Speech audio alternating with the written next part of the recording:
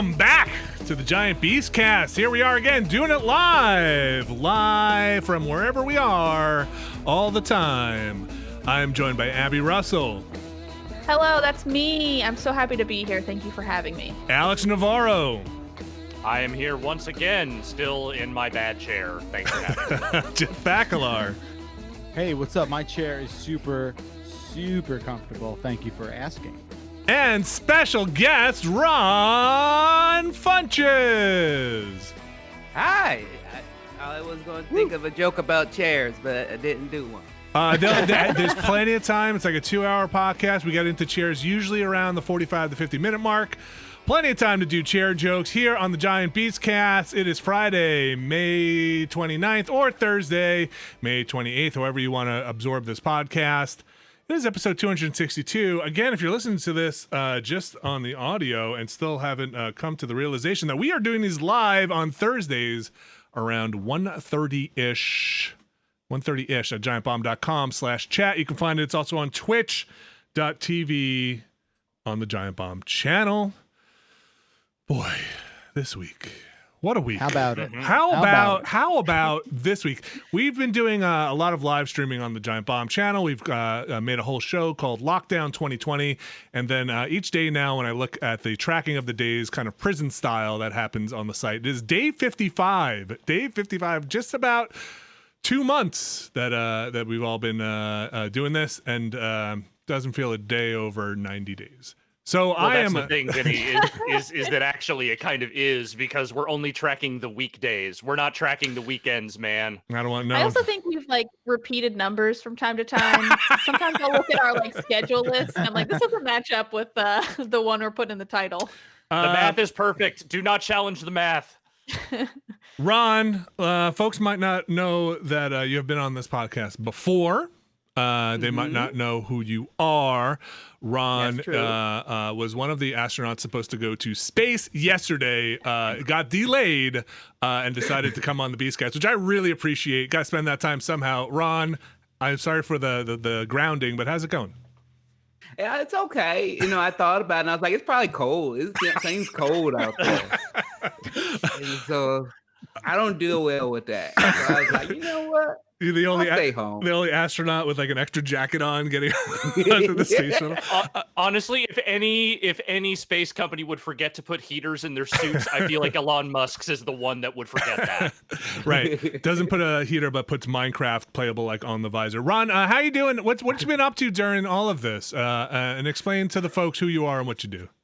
Okay, yeah. I'm a comedian. I'm an actor. I do a lot of voiceovers. I'm in the #1 movie of the apocalypse, Trolls World Tour. It's the only movie that still has posters up everywhere, so that makes me feel good.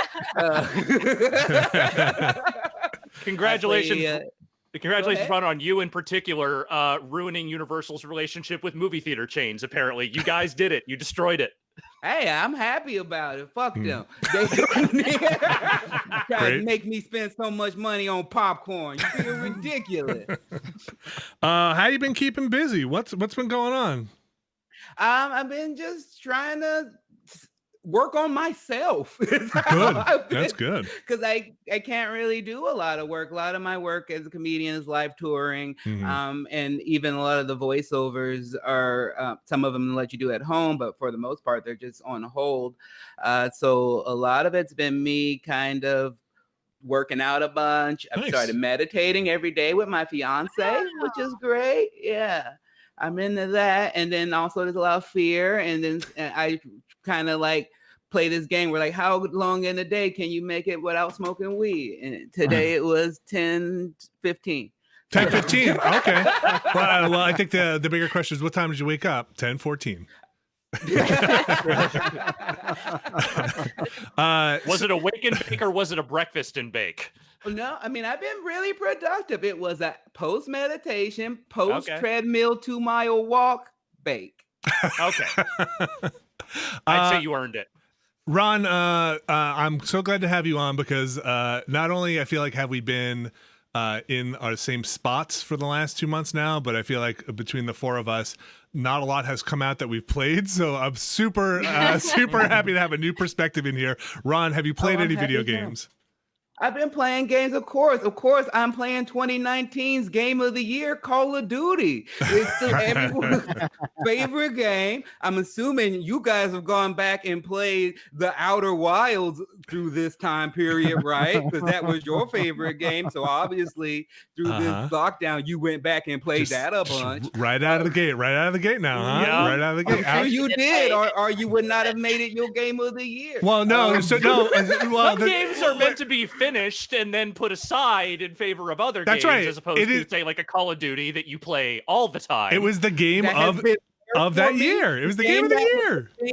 Broke down and got worse and got horrible. Was The Outer Wilds there for me? No. It could have been. It was there for me. No, The see, Warzone was there for me. What are you, Solid Snake? Are Laugh you- at all this, too. This is great. I love it. always a soldier. Keep it coming, The Outer Wilds was the game of 2019, and it had the respect to stay in 2019 and shut the door and say, I got what I needed to do done. I'm 2019. I'm perfect. Here we go. Now, 2020, what do you have to offer? Outer Wilds steps aside and says, well, 2020, what do you have to offer? Maybe now it's time for Call of Duty to step up and maybe have some Warzone to come out. Call of Duty came out in 2019 too. Yeah, so but that's what happened. It saw the Outer Wilds run out of steam. Oh, it saw no. it be like, oh, I guess I'm done here. And it's like, what? 2020 games, what are you guys doing? And they're like, help us. We're not coming out. We're not coming out. We need help. Oh, and man. they're like, all we got is Animal Crossing and Call of Duty.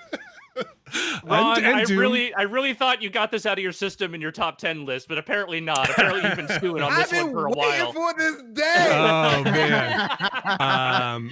Well, I agree with you, Ron. Warzone is has only been the only constant in my entire lockdown life. It's the only thing I can rely on for like, therapeutic sort of, socializing and whatnot. It has been my core. Thank you for bringing this up. Nobody tell Jeff's wife that he just said that. Don't not only that, oh my God, I get yelled at every night playing it, but that's beside the point. if only Warzone had come out in 2019 when Call of Duty launched, maybe it would have been a little higher on that list. But Did it not come it came out in like No, it came out early- it came out like January or March or something. something. Who remembers? I know back then? nobody Yeah. remembers. I mean, but what the an before amazing time. game to be like, hey, you guys, I'm gonna just give you part of me right now, Yeah, and that's I'm right. still great. Yeah, And then I'm still later, great. I'm gonna come back. I'm Yeah, gonna come back and give you that real love. that's how He's the not best wrong. relationships start. Yeah, I'm only going to He's give not you wrong. part of my love right now. So tell me about your love affair with Warzone. You've been playing a lot. I played once with you. I Oh, think we played, yeah. right?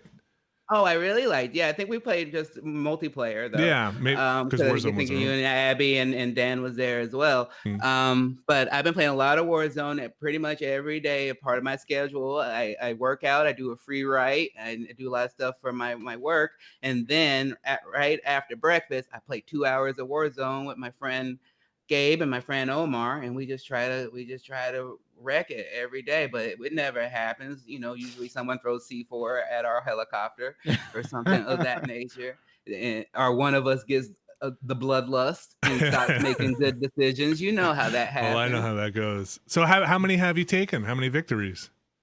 A lot. Probably just two. No, just A two lot. victories. Oh, okay. But a lot of top 5 finishes. So that's very frustrating. See, I think once you get below 10, it's a roll of the dice, man. Like you just have to be in the right spot. Right? Would you agree? Like there's a lot of luck involved in those last couple of spots there. I think anything above a top 10 finish and that's a win. I'll take it, please. Yeah, Yes. yeah. But yeah, it is a lot of luck. But I mean, really, like you said, it's just been a great way to socialize with my friends. It's where we kind of talk about the days and things that have been going on. I've had a lot of I've lost a couple of friends not through COVID, but I've lost a couple of friends through suicide over this time period. And so it's just been That's a nice terrible to place hear. I'm sorry to hear that, Ron. Yeah, it sucks, but it's just, a lot of people are dealing with mental struggles right now through this, and that's another part. I've been really focusing a lot on my podcast, which is called Getting Better with Ron Funches, and we do a lot of affirmations, a lot of just like positivity, and talking to people about their goals and how they got where they are, and that's been really helping me stay sane. That and my fiance, who I'm like, yeah, I 100% want to marry you. I was 85% when I asked, and now through this, I'm like, yeah, right, hell yeah, you my girl. So let me ask you a little bit more about Warzone before we get off this topic, because the one thing I know about Warzone we talked about last week or the week before was the introduction of automatic weapons in the Gulag. Has that affected your play style at all? Yeah, I hate it so much. Hate it. Oh, really? I hate it. I really do, because I don't feel good when I win, and I feel horrible when I lose, because it's usually just like someone jumps one direction and either I was right or I was wrong. And they shoot me or I shoot them. I like the handguns and shotguns of it, because it made it. I was talking to my friend, and I was like, I think you guys might have talked about it, where I would like it if they just were like knives, just fucking knives, come right at each other and see who wins. Point. Like, why would you just be handed a weapon in what seems to be a jail like that, right? I think for me personally, my win-loss in the Gulag is like way up. I used to be like a 50-50, and now I feel like I'm closer to 70 or 80%, just because I just have a better time shooting far away in the Gulag and just waiting to see like a glimmer of someone peeking out. I just have a better time doing it now. They should have one gun at the far end, and both players start kind of next to each other, and they should be like red light, green light, and if you go during the red light, you just explode to get to the gun, right? It should be like a 10-second red light, green light, 1, 2, 3, and when the light turns green, you can run, and as soon as it turns red, you have to stop. So you're just looking. What the hell are we doing? What are we doing? So you're just looking at the other player. Well, so I always lose in the Gulag anyway, because I'm a terrible player, and like as soon as I get there, I just kind of fire wildly. So I just want a kids game in there to even the odds, is what I'm saying. That or some kind of Simon Says with the people that are up top saying Simon Says, something that makes it levels the playing field for somebody who spends 90% of their day doing kids games, is what I'm saying. Ron, I love helping someone out, like when I'm in like the surrounding balcony, throw the just, rocks, like, looking down. No, not even that. Just like helping a teammate who I'm just like talking to, who if we both got taken out at the same time, that's super effective. Ron, anything else aside from Outer Wilds and Warzone that you've been playing? Well, of course, I mean, Streets of Rage 4 I was really into for a while, because that Streets of Rage 2 was one of my favorite games growing up. Nice. As a young Black youth, having Skate and having Adam Hunter were things that meant a lot to me, and so I really into that game. It's really beautiful, it plays well. I wasn't sure about the art style when I first saw it, but the more I play it, the more it grows on me. And then, Animal Crossing, the whole world, the whole comedy community is playing Animal Crossing. But I kind of like did everything I wanted to do in that, and I probably haven't played it in a week, so probably full of weeds over there. I know. I think I'm similar. Did you get a 5-star town? What was your checklist for your town? I just wanted to pay off my house. I wanted to pay off my house and buy a crown so I could walk around. I made an estate so that basically the whole like left side of the map, the whole 4 squares on the left side was all my home. And I pushed all the villagers to the projects on the right side. And I got that done. And I was thinking about doing a 5-star island, but then I saw my friend's 5-star and how like kind of homogenized it looked, and how kind of, to me, it made it look not fun. It made it look more like a city than an island. And I was like, I don't really I like how my island looks how it is. So I don't necessarily need it to be 5 stars. And I got like 5 million bells. So I don't know what so I'm just like, I guess I'm done. You better can send them to me. That's what you can do with them. You can have my bells. I'll send them to you. I feel like you're gonna log in. You're gonna find like your character's head like on a pike out in front of your estate. Everybody just throwing all your stuff out the window. Like, he hasn't checked in a while. Like, rebel. And like Tom Nook kind of sneaking out the back door, just like See you guys. Taking his helicopter off the island. Yes, that's right. Straight to the war zone. Just telling the dodos they'll just punch it. Just punch it. Just go. Just go. They'll never know. All right, Ron, we're going to talk about some other stuff unless you got more games. No, I just love Animal Crossing. I wish it, all the same complaints you guys all have about it, just being obtuse and wanting to multi-craft and all that stuff. But then I'm just waiting for The Last of Us 2. That's it. Don't have to wait that much longer. It's end of the next month. Is that right? 1 month basically away. I think the 29th. Roughly. They just did a 20-minute thing on Sony. Just showed 20 minutes of it, and I watched most of it, but not all of it. And that game looks good. It looks like a game I want to play. I gotta be real. Yeah. I don't know. If I got that one in. No, not right now. Not feeling it now. I played through all of The Last of Us 1 in 2013, and I had to take a long break from that game when Ryan passed away because I was in the middle of playing that game when that happened. It was just too fucking depressing at that point. And now this game is coming out into a world that is already profoundly depressing. I don't know that it's not that I think it will be bad. It's that I don't know that I can handle it right now. I can't deal with that level of misery at this moment. That's fair. I've played about 5 hours of it, and I'm fine. Yeah, you seem fine. You seem normal. We can't. Okay? Jeff, I'm fine. Okay. We can't actually talk about what you played, right, Jeff? Like we can't go into detail yet. There's We'll come back. We'll come back around. We're live right right now. now. Literally What right we now. do? Let's come back around. Let's come back. We'll come back around. We'll come back. I played. back around. I got my Division on again. Played some more of that. I think I'm also done with Animal Crossing for a while. I think I'm at the point. My check-in with that. I told you that pig was in the tent, and it's like you have a visitor, and like I was just supposed to leave. My kids didn't want the pig to stay on the island, and he never leaves. I think my son has to go in and like talk to him for the first one, or we have to accept. I don't even get a prompt that's like, "Do you want me to move in?" I hate this game. I think I hate Animal Crossing now because like I'm just stuck in Groundhog's Day unless I log in through the representative.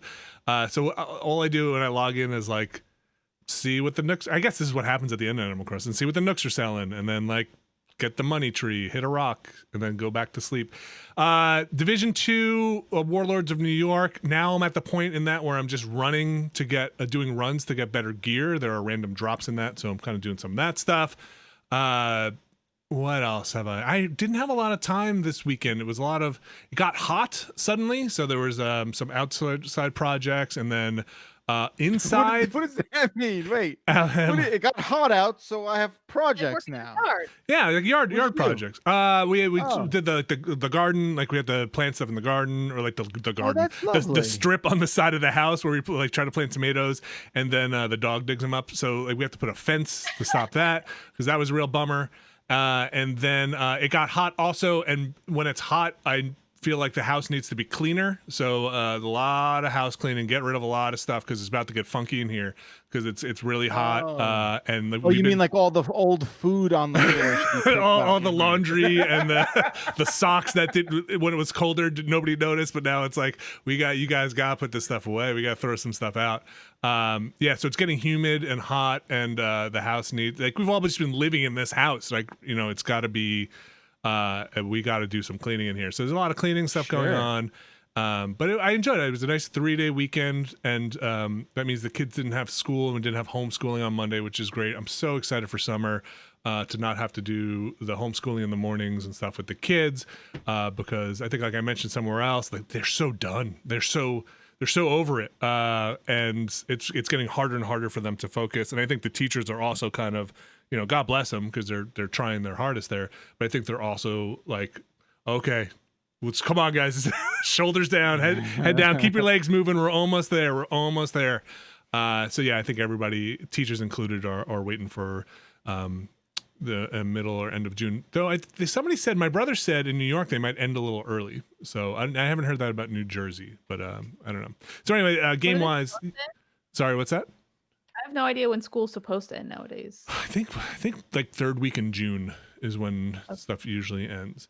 I Um, should know because my son's 17, but I don't know.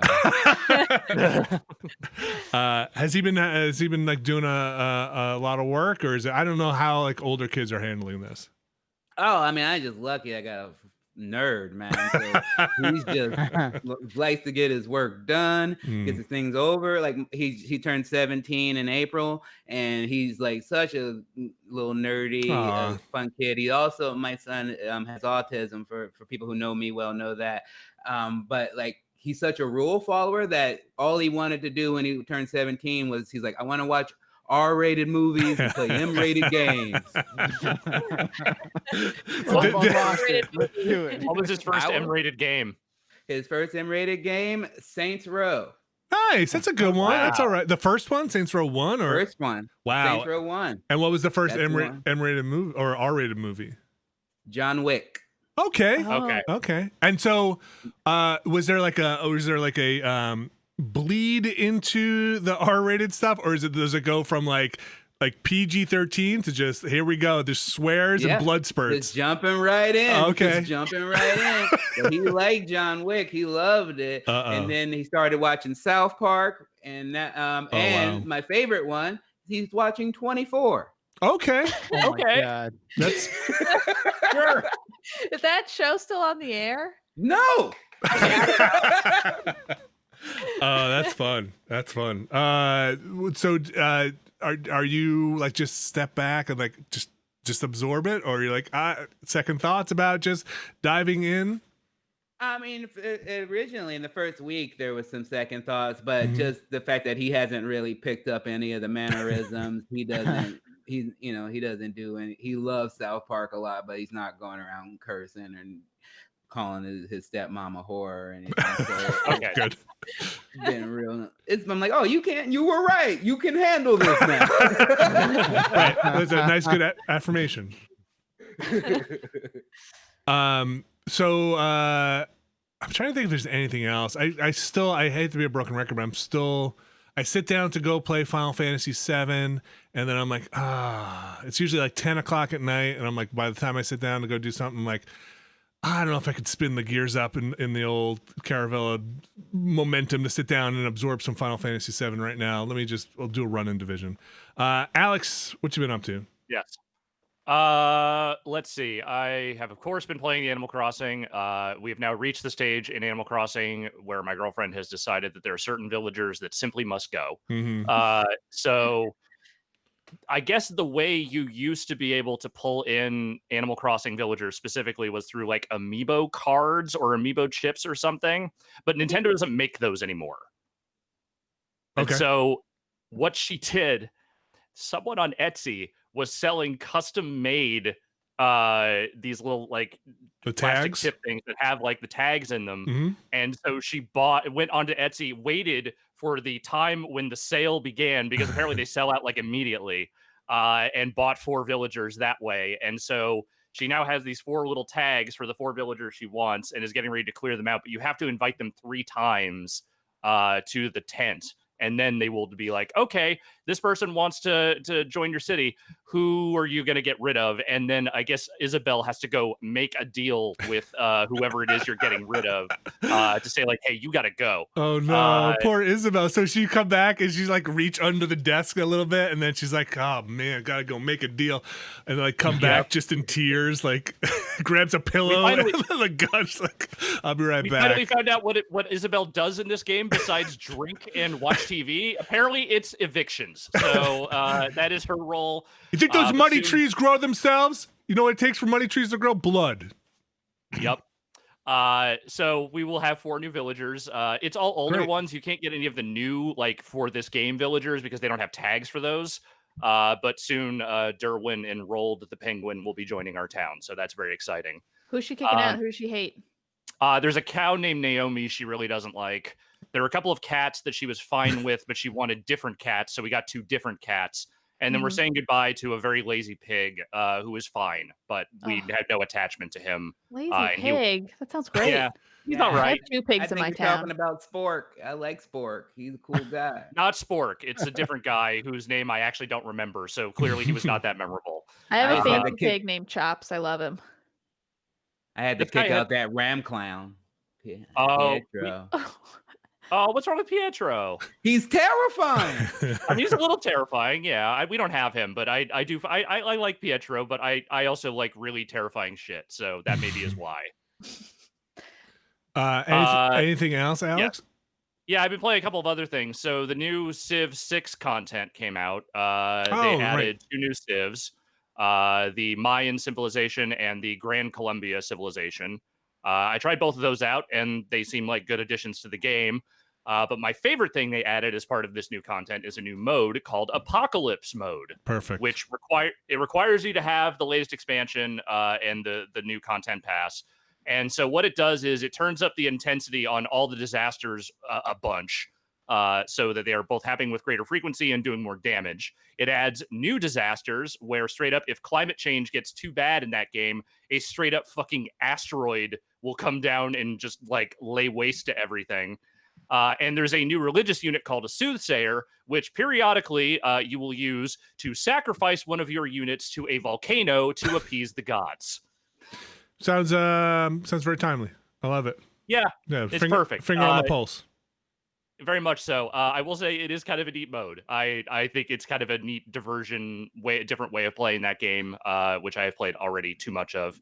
It's just fun watching the world get destroyed by cartoon disasters and not by actual real world disasters. So is the soothsayer volcano sacrifice thing anime, or like is it tongue in cheek? Is it Joe versus the volcano ish, or is this like some real we're throwing somebody in a volcano?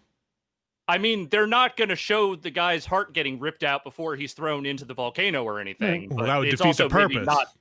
It's also maybe not as specifically jokey as, say, a Joe versus the volcano. No, nothing is really. So that's out now. That's pretty cool. Also out that I played through the entirety of is the Mortal Kombat 11 Aftermath DLC. Ooh, how is the story mode? So it's short. It's probably like 3 hours long max. I did it all in one sitting. But it's pretty good. It is. So the thing I was worried about is that the end of Mortal Kombat's main story mode is very open-ended, like the most open-ended any story mode maybe has ever been. And then the way they were setting this up was very much like, this is the events that take place right after. Without giving anything too much away, the way this ends still leaves plenty of room for them to do kind of whatever they want at the end of like whatever the next game is. The story itself is very focused on Shang Tsung, Fujin, Nightwolf, and to a lesser degree, Sindel. And you're playing as all of those characters throughout it. Shiva is also in it, and she has a significant role.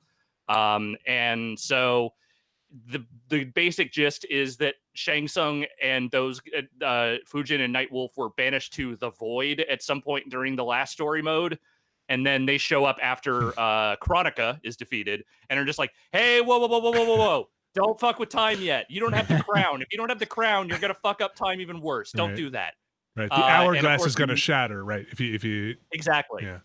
So they have to go get the crown. They have to go back in time and get the crown before all the other shit happens. Nobody trusts Shang Tsung, and with good reason, because I mean Shang Tsung is always up to ill shit. And it's fun. Like it's a short slice of one of those stories, but it's well made, like it's well produced. There's a lot of Shang Tsung in that mode, and I think that's pretty great because the actor Kerry it's Kerry Fuyuki Tagawa, I think is the full name. Same guy who played him in the Mortal Kombat movie, is having a lot of fun with that role. He is definitely leaning into the evilness and the cartoon evilness of the whole thing, and seems like he's having a blast. And it's very well made. I watched Jeff Gerstmann stream some of it the other day, the beginning story stuff, and the Shang Tsung stuff seemed awesome. He just had the expressions on his face seemed perfect. He's always got this smirk, which seemed like inside his head he just told the funniest joke, and nobody else got it. That kind of just smiling to himself. It looked great. It seemed fun. It seemed very Back to the Future 2.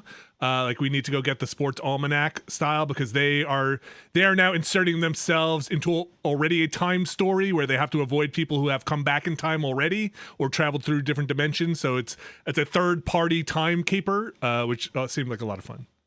Yeah, it definitely gets into a lot of that just like time on top of time bullshit. It's Karihiro Yuki Tagawa. I just want to make sure I got that right. And yeah, like they play around with that just as much as you think they will, and they have a good time with that. It's real stupid, but it's the kind of stupid that I kind of would want. I mean, it is $40 for that expansion.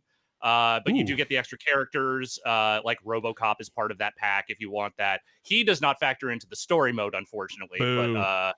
But we can all just, headcanon that RoboCop is actually Stryker, and he's just, I mean, look, Cyber Lin Kuei Factory. There's already fucking cyber ninjas in that game. What is to say that they didn't just turn Stryker into RoboCop? Nothing. Why do you have beef with RoboCop? Why do you I got no beef with RoboCop. As he is? I love RoboCop, but at the same time, if you're going to put him into the canon of Mortal Kombat and you're not going to put Stryker in the game, why not combine the two into two great tastes that taste great together? Okay, I like that. I was thinking about picking that up, but I was gonna buy it yesterday, but that $40 price gave me pause. Yeah, it'll be on sale at some point, I'm sure, and it's definitely worth picking up at a cheaper price. 40 is maybe a little steep, but it's like I said, they clearly threw some production behind that thing. It is not a chintzy story mode. They definitely add some stuff to it with that. We were making fun of Stryker here, right? Last week? probably. We were just saying don't how know. much of a tool he is, right? People are always talking shit about Stryker, and I Right. won't abide that. Like Right. Stryker, he throws grenades, man. Yeah, no, that's cool. That's real cool. He seems like Yeah. a cool guy. That's Alex, cooler than having ice powers and stuff, or being a ninja from hell. yeah, just a grenade.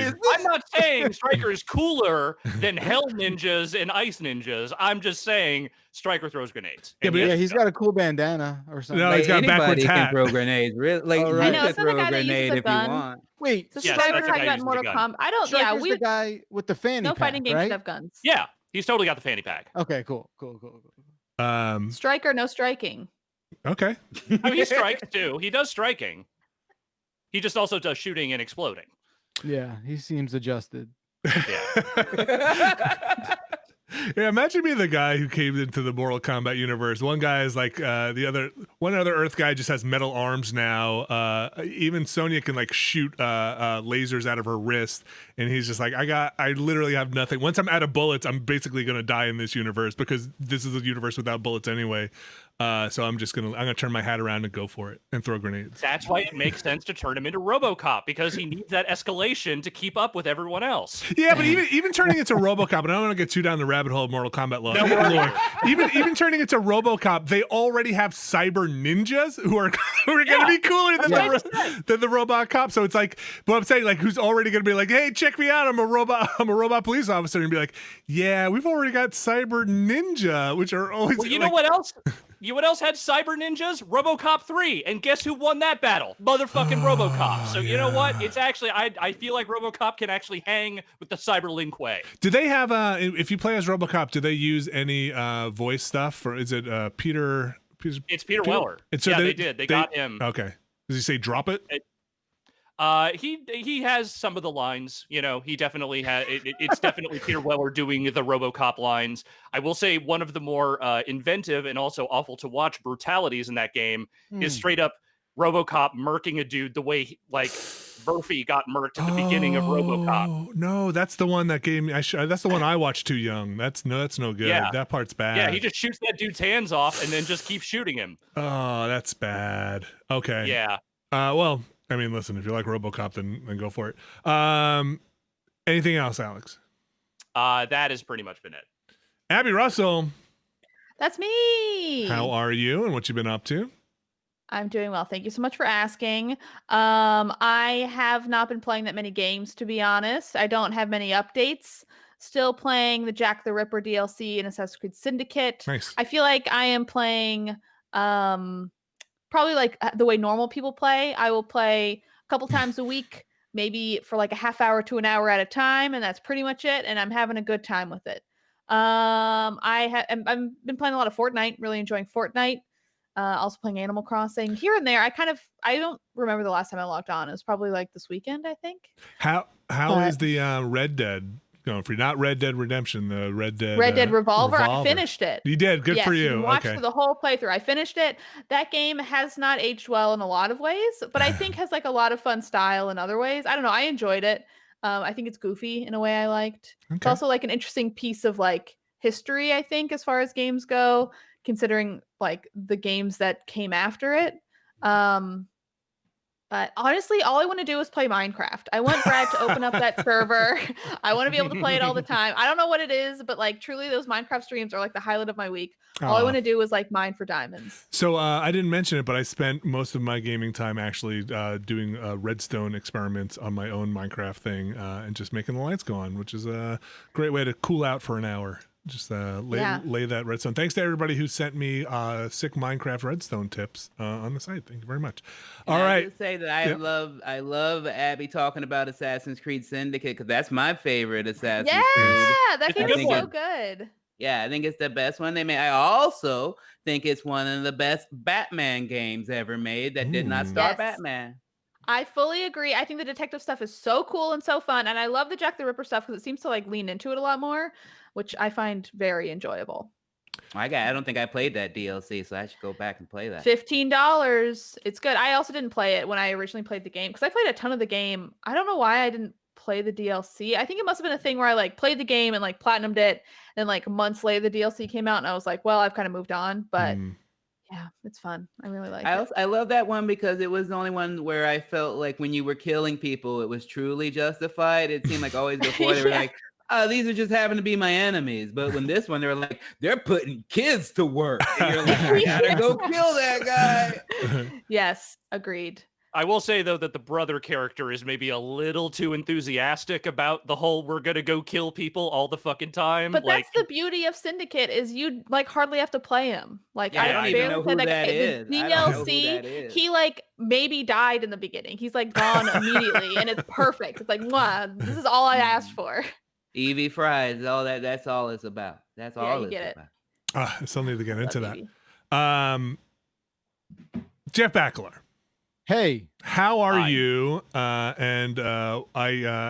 can't read what your shirt says. All I know it says Halloween 1998. No, day before Halloween. What's Oh, October 30th, Halloween. 1998? Devil's you Night. know, like I said in our pre-show, apparently you didn't go to college in 2002. No, I was So you would working. know.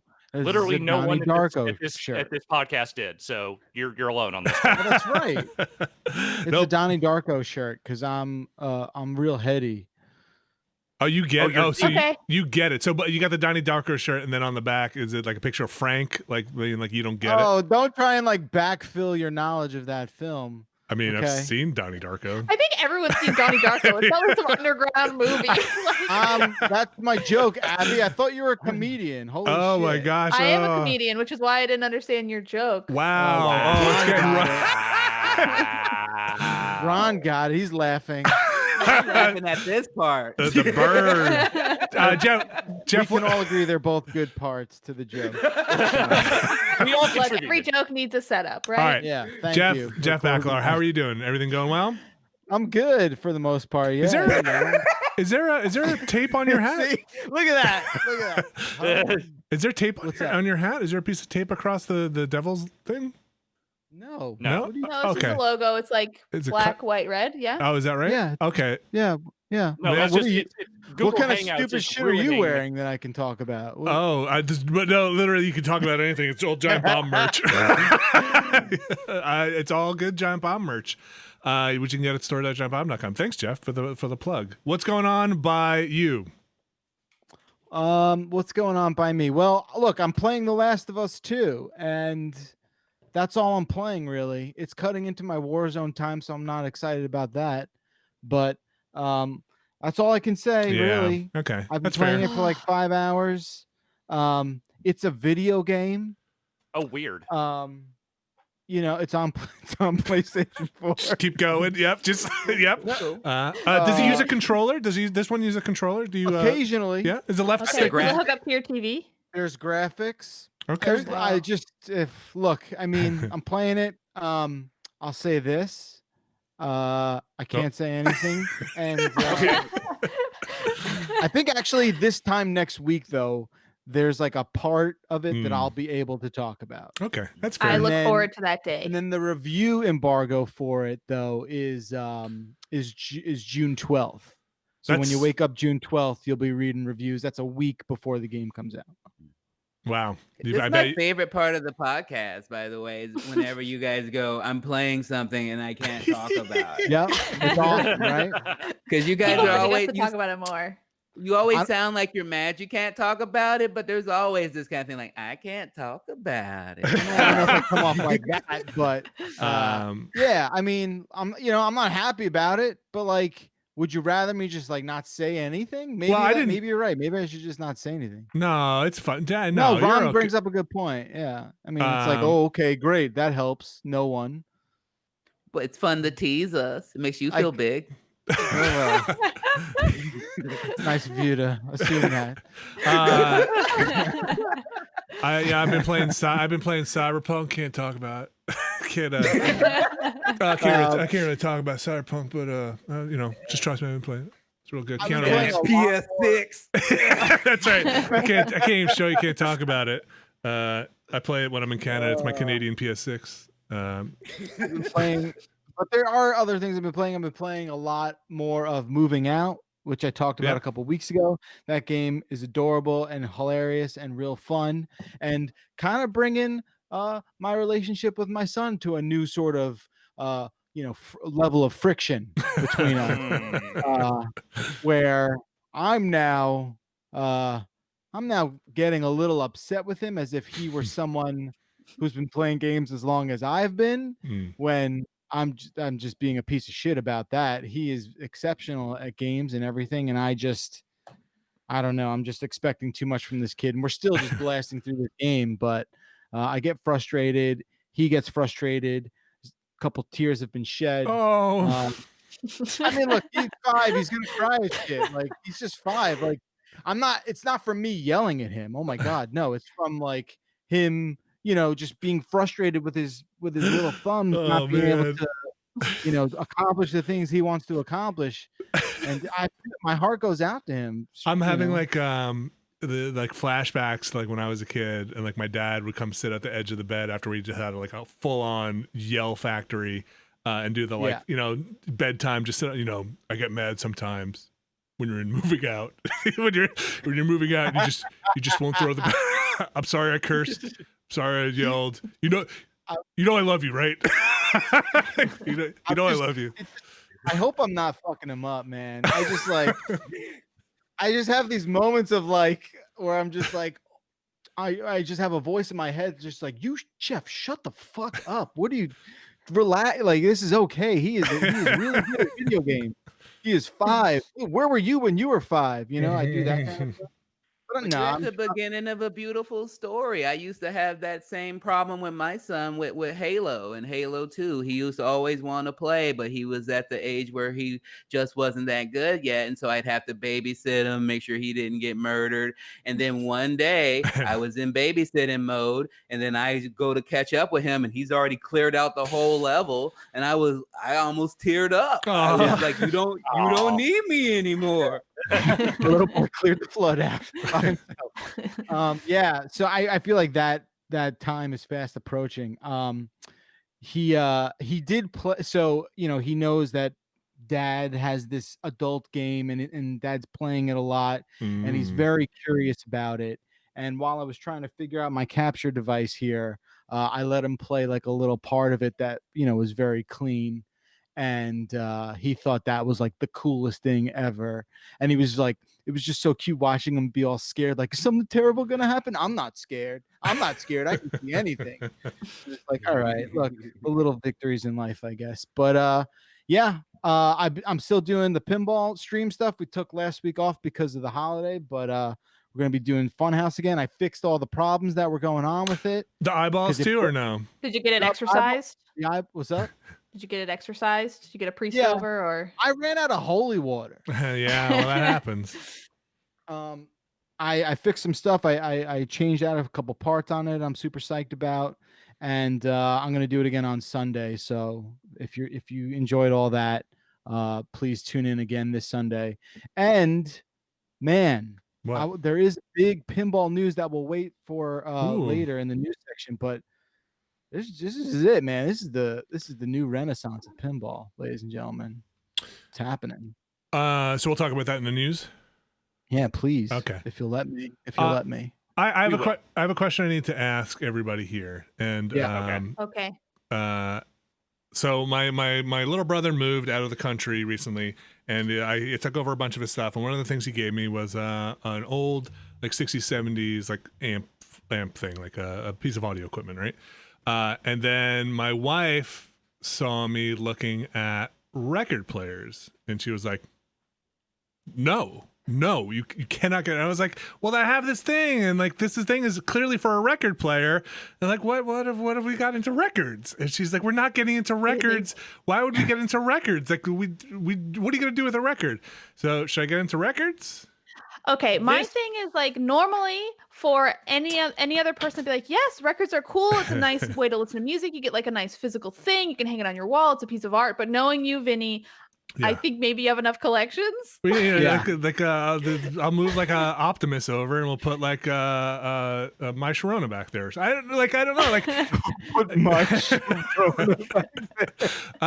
the first one you're going for, huh? Okay.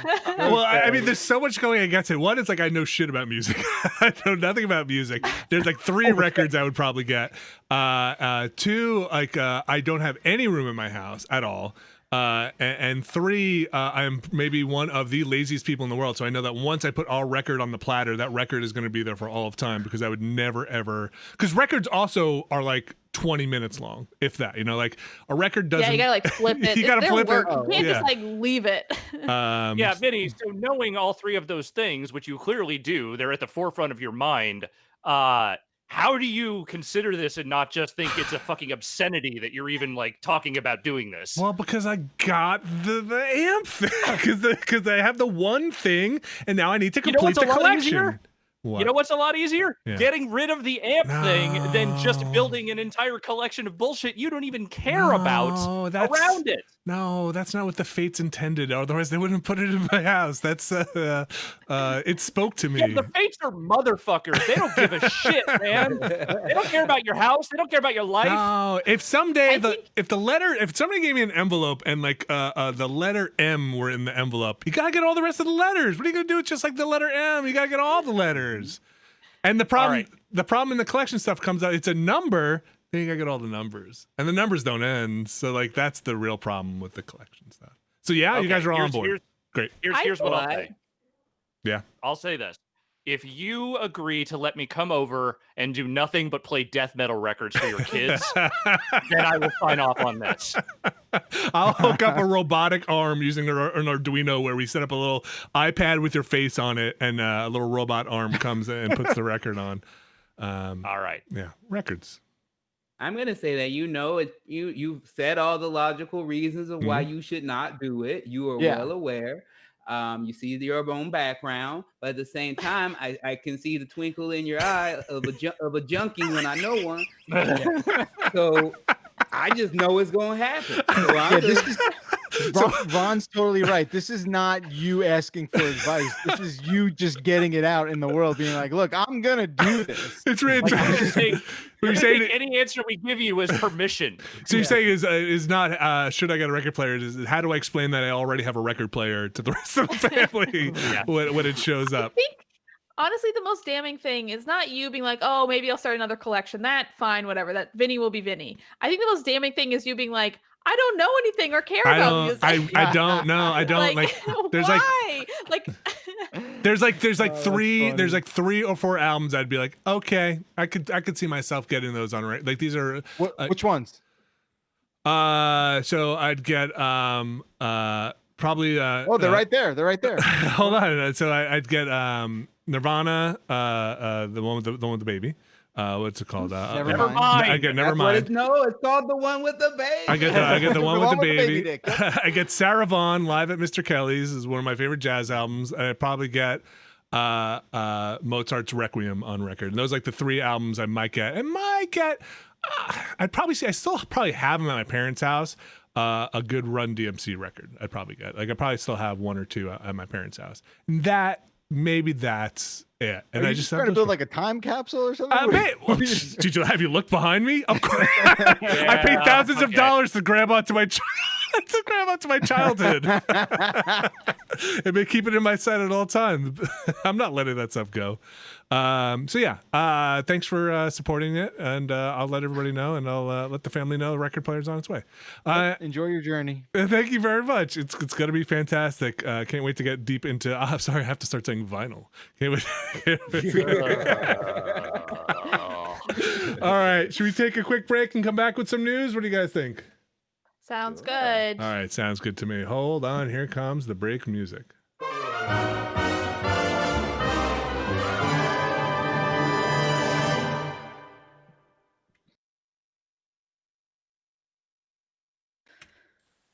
And we're back.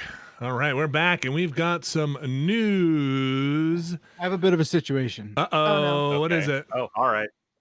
I'm sorry. I just need to talk this out and let me know if I'm crazy. Record I went player. downstairs real quick. Nope. Went downstairs real quick just to grab a bite to eat, a little bite to eat. And my kid was getting ready for some chicken nuggets. Yum. Ooh, And classic. yeah, I love those shits. I'm And, on board with this story so far. right, Ron gets it. So I usually they put the frozen bag and you shake out a couple of like dinosaur looking things onto the tin foil into the toaster oven, and I don't even wait that long because they don't have to get that hot. They're Ugh. pre-cooked, or so I thought. Was it gooey? Okay. No, so I don't understand. For years and years, we've been eating chicken nuggets that are pre-cooked, and now we have these other brand that they're not cooked. They're not pre-cooked. So I took 3 nuggets and just started pounding them. I cut open the last one, and it's freaking, that like fleshy pink that raw chicken is. You ate 3 raw chicken pieces? Am I gonna You am I gonna didn't be okay? notice when you ate them? That's the other thing, Abby. You bring up a valid point. It's like, so I looked. So Stacey's like, "Go throw up." I'm like, "No, I'm not gonna go throw up."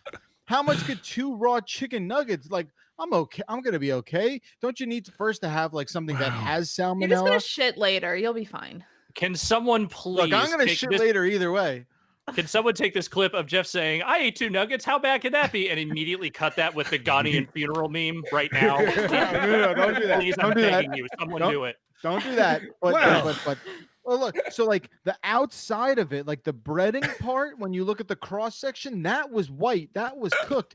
But that middle part, the part that would Yeah. maybe be like the cream filling of a Oh. twig, that part seemed to be as raw as you could be. And Well, okay. I don't know. Hey, look at the positive. Here's the bright side. Jeff, What's the positive? the positive is that those things are made of real chicken. That's great. Look at that. Hey, huh? You got Right? a superior brand of chicken Yeah, nuggets. yeah, I want to that- know that company. Yeah, that's called right. It wasn't Bell just and Evans. it There wasn't you go, just Bell and sawdust Evans. in there. No, So you like, can't say the brand unless they pay for the advertising. Can't do it. yeah. All right, take it back. Well, no, you can say the brand because I feel like the next episode you're gonna be like, man, I ate this chicken nugget and was on the toilet for 3 weeks. Yeah, I mean, I didn't know that you could even freeze a raw chicken nugget. I didn't even know that was allowed. But apparently you can.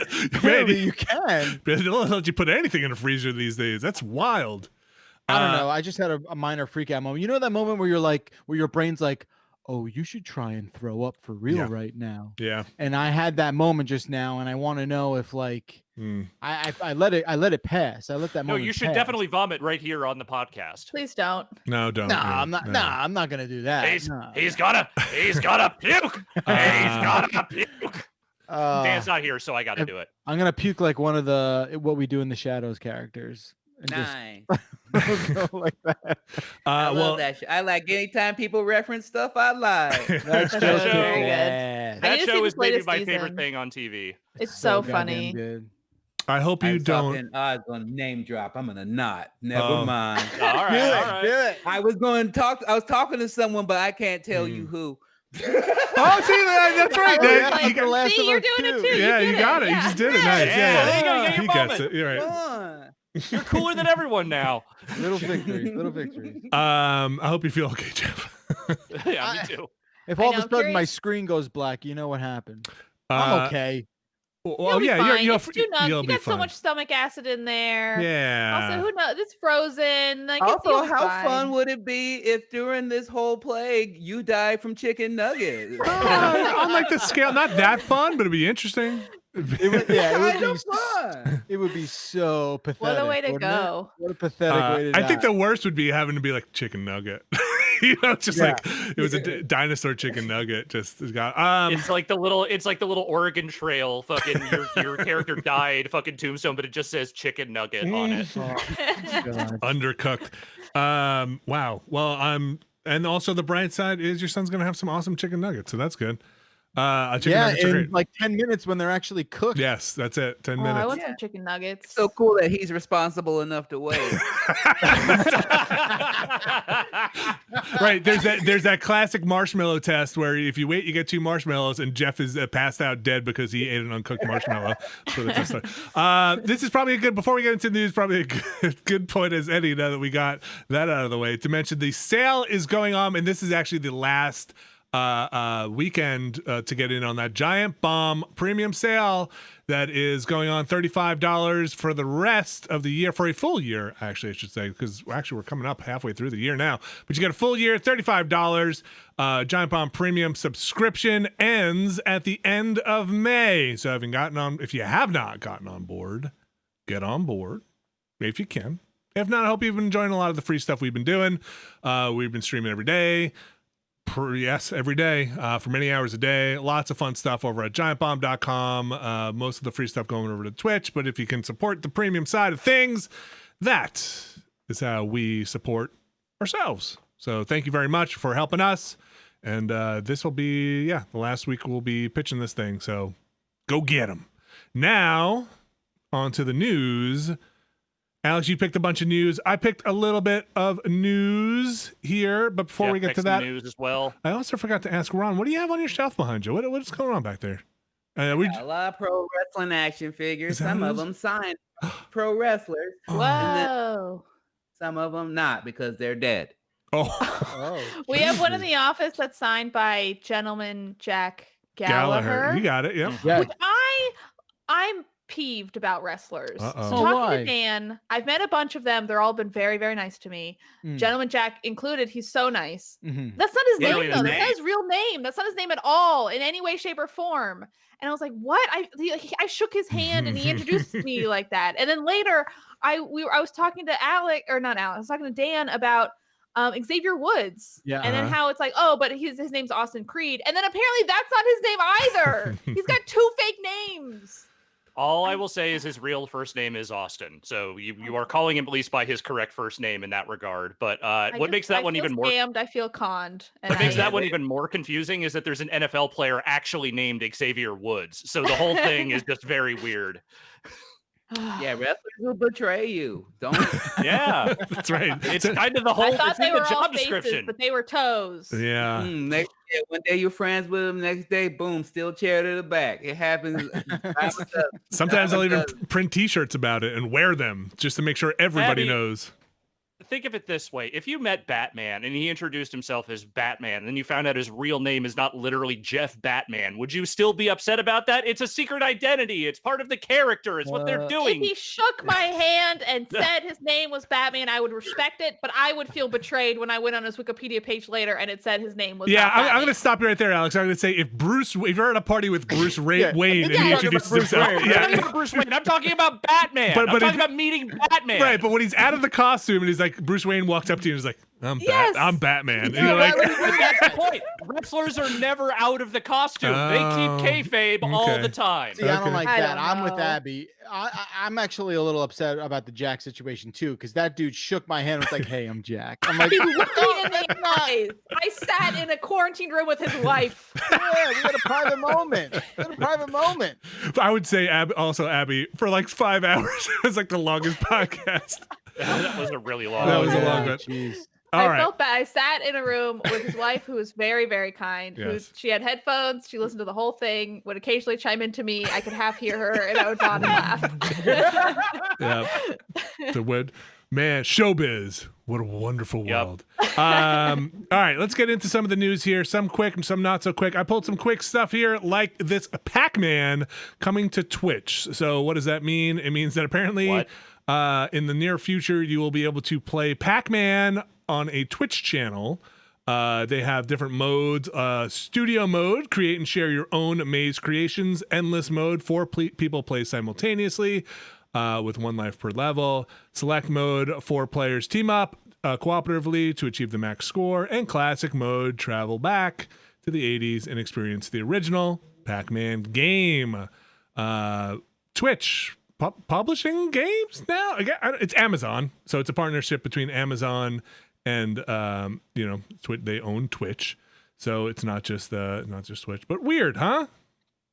Yeah, I guess that's the future now, is that everyone just watches games on Twitch. So why shouldn't? I mean, they did the Twitch Plays stuff in the past, though that was honestly more like weird and jokey than just like, hey, here's these video games for you to play. But this does feel like maybe the logical next step, I guess. Yeah.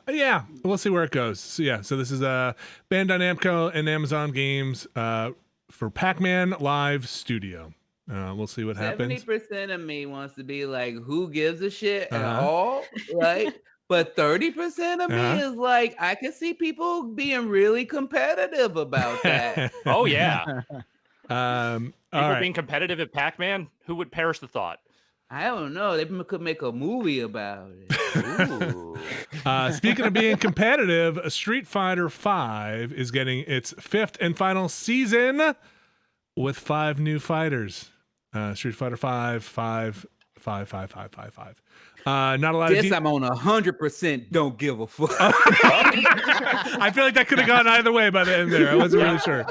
Well, so here's the thing. They weren't necessarily... I feel like most people were resigned to the idea that there was not going to be more Street Fighter V content, that they were probably working on Street Fighter 6 at some point, and now it's just like, nope, 1 more season. Here you go. Here's some characters. Capcom Enjoy. has said, due to the positive reception to Season 4 and Champion Edition, we are planning to do a final Season 5, which will add 5 more fighters to the roster and 3 new stages. So keep an eye out for that. I have not played Street Fighter V in a long time. I can't remember now if I ever played it, so let's say not my bag. I played a bunch of it last year. It's better than it was, but I feel like Street Fighter V is going to be one of the longest running, like, top tier competitive fighting games that literally no one is going to talk about as soon as the next one comes out. We'll see if that happens. I mean, yeah, Street Fighter 6 might be a ways away. BlizzCon. No BlizzCon. BlizzCon canceled for 2020, but they're planning to do an online thing in early next year. Right? That's it. Yes. Okay. That's it. Yeah, we don't need to linger on Give that. me more time to work on my diva outfit. How's that coming along? The big robot is tough. You know, you gotta fit inside there. The bodysuit is oddly most difficult. Well, what I would recommend is just painting it on. Just paint it on, and then you'll have to find the cloth. All right, now we're into let's get into the big stuff before we get into the other things. I don't want to get into actually real quick, Vinny, before you transition out. I just want to say, as part of our events cancellation ongoing coverage, I just want to say that we are still on PAX Watch. PAX has not canceled yet. Oh wow, okay. That's PAX Prime has not canceled. Yes, the last time they tweeted was on April 21st, and they said, we've gotten a lot of questions, and we're still planning on welcoming everyone home to PAX, and they have not tweeted in literally over a month since. Do we have a date for that? Is that August, end of August? September 4th through the 7th. Okay. All right. Well, we'll continue to watch for that cancellation. Well, I'll call this the big news because it was the thing that stuck out to me, but the Xbox Series X and Microsoft together have announced some backwards compatibility news, which I thought was pretty. I don't swear on this podcast, but I'm gonna say it's pretty effing awesome. You don't swear on this podcast? No. Oh, okay. Sorry. Continue. New to the show. Has. So embarrass me in front of their guests. Yeah, I'm Jeff. sorry. I know. Really freaking awkward. I know. Now I just think you don't know how. Me? Well, I only swear when it gets me cred. So, or makes the joke funnier. So they're going to announce that they're going to do Xbox and Xbox 360 titles. Some of them. It wasn't clear to me if it means all of them. I suspect it's select ones, but they say there are a lot of them, which will not only be backwards compatible.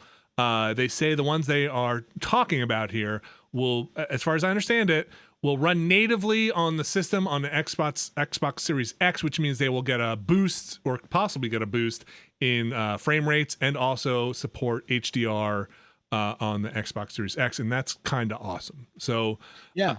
again, I don't know all the details here. This kind of just launched, or this announcement came out this morning, and I mean that's gonna make that system. It's a good move. It's a good move. Good job, Yeah. Microsoft. And it's a logical extension of what they've done previously with, backward compat. Like, obviously, they can't do everything, but, they're trying to get as many games from the old systems as they can on these new platforms, and they're trying to make them as presentable to, modern console consumers as they possibly can be. And this just feels like, this is the right move. So, the thing I was looking for, which I couldn't find by the time we went to air, was how do you play these? Am I taking like an Xbox disc and popping it in the system, or is this something that I have to buy digitally again for $5? Like how does this work? What does the consumer have to do to get this going? I would assume a 360 game might just pop it. I just don't know about Well, that. it sounds like if they wanted to load it off the SSD, you're going to have to do it digitally, right? You don't want to do that off the disk. Right. Yeah, I think even some of the backward compat stuff still downloads shit to your hard drive, like even if you have the disc. Right, like if you put the disc in, it's like, oh, I'll download the right version for this, and now we license it to you. So sorry if I don't know that information. It's in here. I didn't have a chance to find that before we went. But the other thing I did see was that quick resume functionality, which is also pretty awesome, will apply to those backwards compat games. So it sounds like a lot of what you're getting feature-wise on the new stuff is going to apply to the old stuff. And that's great. I mean, there are some games that I would love to get back into. Of course, every time I say that, they just re-release a Xbox Series X remastered version of the game I love. So by the time I get to it and I'm like, oh, I should really play Mass Effect again on the Series X, they'll just have a remastered version or something like that. So who knows? Very curious how they're gonna do. They're talking about older games having HDR reconstruction, which I don't understand how that's gonna work. I mean, I'm not saying I don't believe them. I'm just saying that sounds interesting. How's that gonna work? But yeah, HDR is super, super finicky now when it's done on purpose. So to see them say like, oh, games that never even had it, tied to the game in the first place, I'm just curious how that's gonna work. That's a very that seems like a tough puzzle to solve. Yeah, and they're saying it's right. I think reconstruction is the word you used as well, right? That's what they're saying. Like it's a thing that they're talking about. Like, hey, we just didn't hit the switch. There's some technique going on here, some kind of LUT or LUT. I don't know how you say it. LUT that is going on, or something. That's definitely how I outside imagine it's going to work. That's how because there's obviously like huge issues with, like for example, I'm going through it now with capturing Last of Us. There's HDR embedded in the game, but when you capture it onto if you capture the HDR sort of like metadata along with the video, you can get what looks like a sort of flat kind of muted video. So there's all these weird kind of issues that arise when you futz around with that stuff. So it sounds cool. Like I'm definitely on board for that. I'm when HDR is used well, it's kind of astonishing. So that could be neat. Like I would like to play Geometry Wars with HDR on and see what that looks like. Sure, that sounds like that could be fun. Also the and then they're talking about bumping frames and stuff like that. Like, yeah, I'm with you. Like, bring it on. That sounds great. So yeah, well, as we lead up into launch, which, for all intents and purposes, still sounds like everybody is on and everybody's confirming for this holiday season. Expect to hear more about this Xbox thing. And also this PS5 and possibly PS6. So sounds like we might be hearing about the PS5 sooner rather than later. It's hard to say that nothing's confirmed at this point, but everyone's rumoring that it's going to be coming soon. So we may learn some stuff about that in the near future. I hope so. This information's fun. It seems like Wednesday might be a thing going on. Let's talk a little bit about speaking of Sony and PS4 stuff. Let's talk about this No Man's Sky on what's up with No Man's Sky, Alex? Well, so No Man's Sky, I believe, is on Xbox, but as we like to occasionally track the big games that find their way to Xbox Game Pass, No Man's Sky next month will be coming to Xbox Game Pass. Cool. And this is the and obviously the No Man's Sky with all the bells and whistles at this point, all the updates and stuff. None of that was paid for, right? I think all that stuff came in free, right? To my knowledge, I don't remember them releasing any paid expansions for that. I think that at the very least, the vast majority of it was all free. And as far as I know, it should just be the full game with everything that it currently has. Cool. I have a question. I know it's probably game to game, but how long do games usually stay on Game Pass for?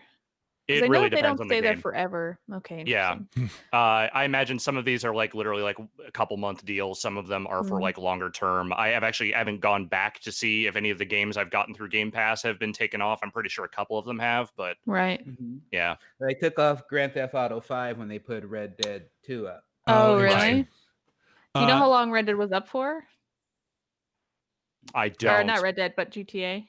It was up for a while, but then they also moved that. They did the free deal on Epic Game Store for like a week too. So like they're doing a lot of different weird promotional stuff with those games. Well, let me ask you this: maybe they took down. What if they took down GTA because they were thinking about maybe another GTA? Huh? Well, I mean, we know they're thinking about another GTA. There was a story going around this week about some sort of SEC filing that 2K or Take-Two was doing, where they were talking about their 2023, a big spend that was coming up, and there were some lines being drawn on a chalkboard about whether that meant that's when GTA 6 is coming. It sounds like that is not the case, or at least that SEC filing is not specifically pertained to that. I think Take-Two kind of put the kibosh on that. But there's been enough scuttlebutt about when GTA 6 is coming that I think it's safe to assume it's coming, but we have no idea how far along in development it is at this point and like when. Okay. Where do you think it's going to be located? I'm curious. Anyone's guess at this point. Like it's going to be interesting because it's been a really long time since the last one. Yes. Dan Houser is presumably not really involved in the creative side of things anymore. I mean, unless he wrote a full script right before he left, so who knows? But this could be a very different take on it. Who's to say? I mean, I have no idea. It seems like at least some of the creative brain trust that's been around since 3 is not there anymore. You know, the Benz is no longer there. Dan Houser is now no longer there. So who can say? They went out of the United States in a expansion thing, didn't they? Or was there not a UK like GTA? Well, there was GTA London, story? but yeah, I thought that was like a handheld game or something. Okay, like a smaller one. I London 1961. Okay. That was a PS1 game. There you go. Yeah, I would take something in another country. I think at this point, Yeah, I feel like cool. Yeah, that'd be neat. Or like far future. Like you got Red Dead, but maybe that's a different series. And that's Cyberpunk, right? Yeah, I guess so. All right, that is kind of all we know about that GTA stuff. No other things here. What is this? The Fortnite trailer, Alex? So Fortnite, they do a lot of like other brand promotions. They're basically video game McDonald's at this point. They just they sign deals with other media properties, and that's what it is. So the new Christopher Nolan movie Tenet. As we know, Christopher Nolan loves his cinema. He loves getting his movies out into the cinemas and the theaters, and that's not fucking possible right now.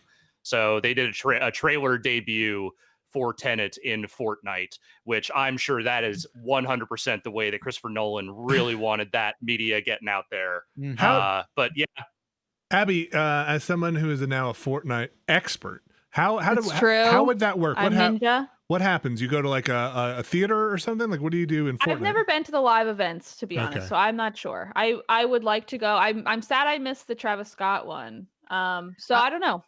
Good question. They do seem pretty cool. Yeah? They seem really cool. And then you get cool like stuff after. I don't know. I hear that concert was wild. Yeah. I wish I saw it. I'm bummed I missed it. At the same time, I'm going to be a big stickler about this. This is maybe the most I'm going to be a curmudgeonly old man about this. It's not a concert if you're just playing recorded tracks. They have to be performing. That's a concert. It's like, sure, whatever words you want to use. I mean, it's like a performance experience, Yes, it's that's fine. If they called it, Yeah, that, I if they I called don't it think like, anyone's fucking going around branding being on like, that I saw Travis trash. Scott live. Yes. He was just yeah. a hologram in my video game TV. you saw a 17-story Travis Scott lip sync to his own recordings. You did not see a concert. I'm sorry. All right, I think you saw a commercial. Yeah. totally. Ron, would you do a live set in Fortnite if they had you on? Of course, I'm pissed off that they went to Chance the Rapper for his Quibi show. I got a Quibi show coming. Sure, it might not exist by the time my show comes out. But they could give me a Fortnite concert too. All right. We're gonna have to. All right, Abby, we're gonna have to change the name of your feature to and also get Ron Funches in Fortnite. Yeah, Ron, I'm trying to get St. Vincent to play Fortnite with me. You got to come on. That's I'm right. trying to get myself into the next Injustice game because I'm King Shark and Harley Quinn. So I just keep tweeting at them. That'd be Hey, so I'm cool. available to do the voice. If you already used the shark from that Aquaman finisher, just put him in pants and a hoodie and let me do the voice. Let's get at it. That's fun. That's fun. Was that a fun hope it thing to happens. do? That sounds fun. It was one of my favorite jobs. It was super easy and fun, and now it's getting such a great response, and people be like, oh, this is the greatest interpretation of King Shark. How'd you guys write this? How'd you guys do this? And like literally they just go talk as you talk. You're King Shark now. You're just that's his personality. just talk. Hey, that's a good way to make a living. I love it. That's great. That sounds like a lot of fun. All right, last bit of news here. Last bit I've got, yeah. Okay. This is another one for the hey, here's obscure old games coming to light again. Digital Eclipse, they make those good ass collection games for companies that want to put all their old video games into one collection. So I don't know if there's any other Samurai Shodown fans on this podcast, but I love those old Neo Geo games especially. So there is a version of Samurai Shodown 5 called Samurai Shodown Perfect that was never actually released to arcades. It was an update of Samurai Shodown 5 that fixed some stuff, added some additional storyline content, and is all around like a different version of the game. And the only time it ever existed was in one arcade in Japan as a test market thing that was immediately pulled because they were already in development on Samurai Shodown 6 at that point, and once Brass got a hold of it, they're like, "Oh, we're not doing that. We're not putting that out. Take that out. We're making a new game now." So it was thought more or less lost to time, but as the Digital Eclipse people have proven time and time again, nothing is truly lost to them because they are persistent. They talked to producers, people involved with the game, and somewhere in the middle of someone's archive somewhere, they had a full ROM of Samurai Shodown 5 Perfect that just worked when they loaded it up. So for the first time ever, that will be included in the upcoming Samurai Shodown collection that they are putting out. Oof, that is weird and fun. Yeah. So I love it when they uncover shit like that. I'm kind of just sorry. I'm scrolling through this story, which is longer than you might think for all. I mean, it's a weird tale, but that's a lot. Wow. Yeah. I'm excited about it. I love those old Samurai Shodown games, and I think I heard it's going to be free on the Epic Game Store for at least a little time. I don't know if that's true. Ooh, that does seem to be the trend. I don't know if I've seen that, but yeah, I mean, it wouldn't surprise me at this point. That's cool. All right. Jeff Bacalar. Yes. Hi, everyone. Now, we teased this at the How's top your of the tummy show. doing?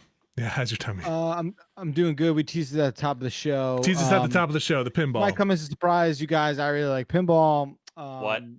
And yesterday, Stern Pinball announced their newest game, and it's got me a little excited.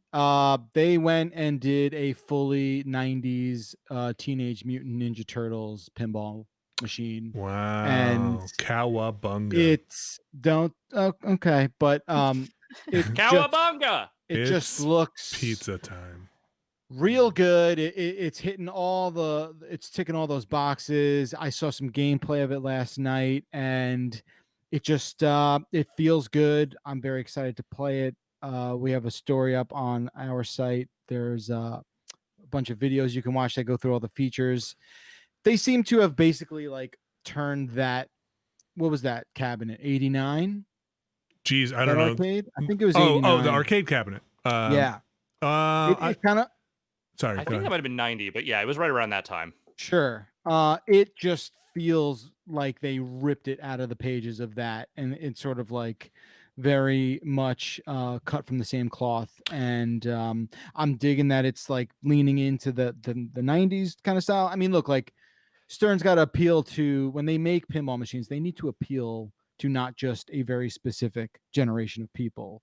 I don't know if you know this, but not everyone's going out buying friggin' pinball machines. $7,000 right? pinball machines. So you gotta really, cast a wide net. Yeah. And when they do something like this, obviously Ninja Turtles is multi-generational, but I don't know. I think the art looks great. Some of the call outs, which is like the sound effects and some of the stuff that are in the game, are maybe not the best. A lot of pinball people have a lot of problems with like, oh, that kind of sounds like shit, or oh, that doesn't really sound like the original thing, which Ooh, pinball I get. drama. Yeah, there's a lot. If you look, I mean, what thing doesn't have its own drama, right? But I think overall, it just really seems like it's a really complicated and busy table, which I'm personally a fan of. Busy is maybe putting it mildly. Now, I'm looking at this table. I think it and looks great. It's very colorful. It does look it's great. gorgeous. It is very colorful. It also looks like someone literally vomited the 90s all over it. Yeah, and you know what? I'm like okay with that vomit. I'm like Yeah. I'm a pro vomit guy when it comes to this. I Just just chewed think- up a bunch of Trapper Keepers and Yeah. and Teenage Mutant Ninja Turtles comics and then just all And then over it. ate an undercooked chicken nugget, and there you go. And then Yeah. the All 90s right, came bring right out. that back up. I had finally just forgotten about it, but maybe let's bring it back up again. So Yeah. the thing I'm watching this or looking at this R2, I like they're going with the style of the cartoon mostly, like leaning that Yes. direction, which is neat. I love this gimmick with the pizza spinner where the multi balls kind of all magnetized together and it spins them around. That's a really fun thing I've never seen before. Disappointed that the balls are not painted in the colors of the turtles. Can't do that. You can't do Get that. lost You on can't. the I mean, maybe on if the you did playfield. like Shiny, that metallic. ionized like aluminum thing where you like you somehow Mm. like how does that work when they like do that to aluminum? Well, no, they're chrome, right? What are they? Pinballs. I don't know what you're talking about. Well, you I can't. know what just you're talking put- about, but you I don't know can't how they just- do You can't just it. paint pinballs. You can't just put They like paint on stain it. pinballs. There's like a metal staining, but even that like but- wears over Yeah, time. you can't. You You can't. think it do would chip that. off? You think it just wouldn't work?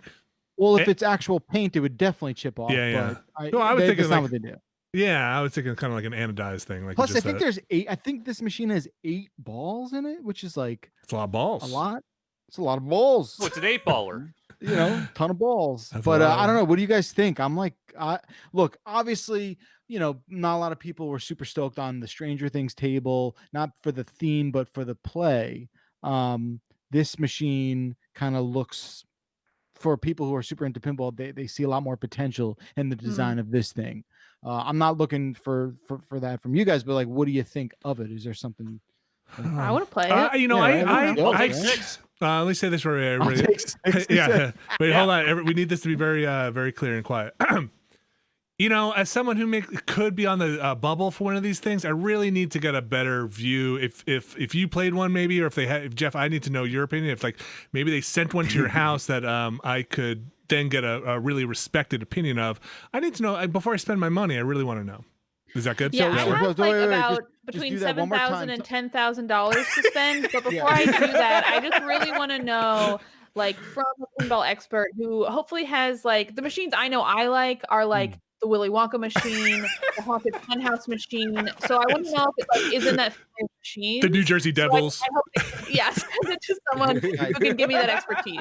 Listen, I'm gonna need everyone to say those lines again, but no coughing or laughing during that. Okay. You have to be able- I just got my tax refund, and boy, I just need to know what to do with this money. And I think either thinking like put it away and save it because that might be prudent, or buy a pinball table. But I only respect one opinion, and that is Jeff Backlash from CNET. So if he says go on it, then I'm gonna go for Ninja Turtles TMNT, I'm a TMNT head, pinball table. So I don't know. He probably won't get it. I know those things are tough to send around, and a company like Stern probably doesn't have the power to kind of put one in his hands. They're probably small fries. Midway would probably get one out there. Are they part Bally Midway? You're fumbling on the goal line here. Anyway, if they were a real pinball company, they get one to Jeff. Yeah, okay. I think we got everything we need there. I think all the sniffers Jeff, we're gonna you're get. the greatest pinball influencer I know, and I'll buy any pinball machine you play. Wow. I don't know a single Ninja Turtles name, and I will want this You don't pinball know machine any if of I the see turtles' you. names? They're all like artists, right? It's like Michelangelo. Oh, there you go.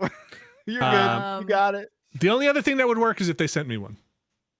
Totally. Yeah, send me one. No, Actually, please don't. I'm a big pinball influencer. Send one to me. Who cares about Jeff? I have to. Oh wait, I'm a minor celebrity. I'm on television sometimes. Also, send me a record player. I mean, Ronto Moore was taking his name. But listen, what do you guys think? Like, what do you think about the fact that, like, and again, like, just sort of, do a little thought experiment here. Like, I can't imagine these things selling in a way that like they were 6 months ago, right? Like, a lot of these sales come from, people who, well, there's like private owners who then, they shop them out to bars or whatever, and they do the maintenance on the machines and, the way you would any sort of arcade in a public space. But like, I gotta imagine this is going to be a much slower kind of rollout than what normally sort of happens, like I don't it is kind of crazy. Like, there are home collectors for sure, and home ownership is obviously very much a thing, but I don't know, it's pretty wild that like there's just not that social scene that existed 6 months ago. So it's a genuine sort of consideration. That of course, do we have a date when this is out, or is this just kind of? So the way it works, from what I understand, is, so there's 3 versions of it. There's a pro, a premium, and a limited. The pro is the entry level one that is $6,100, and then it goes up from there. They make the pro first, and that should probably be shipping within a week or 2 or 3, give or take. Then they make the limited one. Then they make the highest end one, which will be like middle of the summer, and then the middle tier one, the premium, which is $7,700 retail. That will be like end of the summer, maybe into September. Okay. So with that knowledge, and the knowledge that the Teenage Mutant Ninja Turtles license is held by Nickelodeon, which is a lovely disclaimer, property of Viacom CBS, I see no reason why Jeff Baclar should not have. We're not discussing this so that they send me one. Okay, I just want to make that clear. No, I get it. No, I'm with it. Wink. But it's no reason. I don't know. That's having a pinball table. Making a pinball table seems like another industry that is going to be devastated by people not being able to get together. Because having pinballs in arcades is kind of the main thing. Yeah. Just to touch back on like some of the things about this table, they're doing this like cool local co-op with this machine where you can kind of do like 2v2 or 1v3, vice versa. So that's like a score thing, like whoever's they're sort of like doing like teams and stuff, and a lot of these pinball makers are starting to like incorporate that. There's a ton of rumors that like now they're all going to soon be Wi-Fi enabled and kind of be able to talk to other machines out there. So there's, obviously the first thing that comes to mind are like leaderboards and battling and stuff like that. So it's pretty cool how all this stuff is like right on the cusp of breaking through another sort of level there. But yeah, it'll come back. I just I obviously the reception for this one specifically has been pretty good. Okay. Anything else, Jeff? From me, that's about it. Nice. All right, we'll get into emails here. Ron, got any news you want to share with the world? Doesn't have to be video game related, apparently. Just engaged, gonna get married, doing that type of stuff, having fun. Got my show coming out on Quibi again. Yeah, tell me about that. I want to know more about that. It's called Nice One. It's like a competitive game show with comedians. Is a competition of kindness is what we call it. It's pretty positive, where it forces 3 comedians to look at the bright side of a bad situation, and then it breaks down into a one-on-one compliment battle and find out who's the nicest person in Hollywood. I'm not asking anybody. I'm begging people. This is not even a pitch nor a plug. It is basically a plea. I'm pretty sure you don't have money for new streaming services. That's fine. My show comes out June 8th on Quibi. There's a 14-day free trial. Wait till June 8th. Watch my show. Watch Reno 911. And then go ahead and unsubscribe. Wow.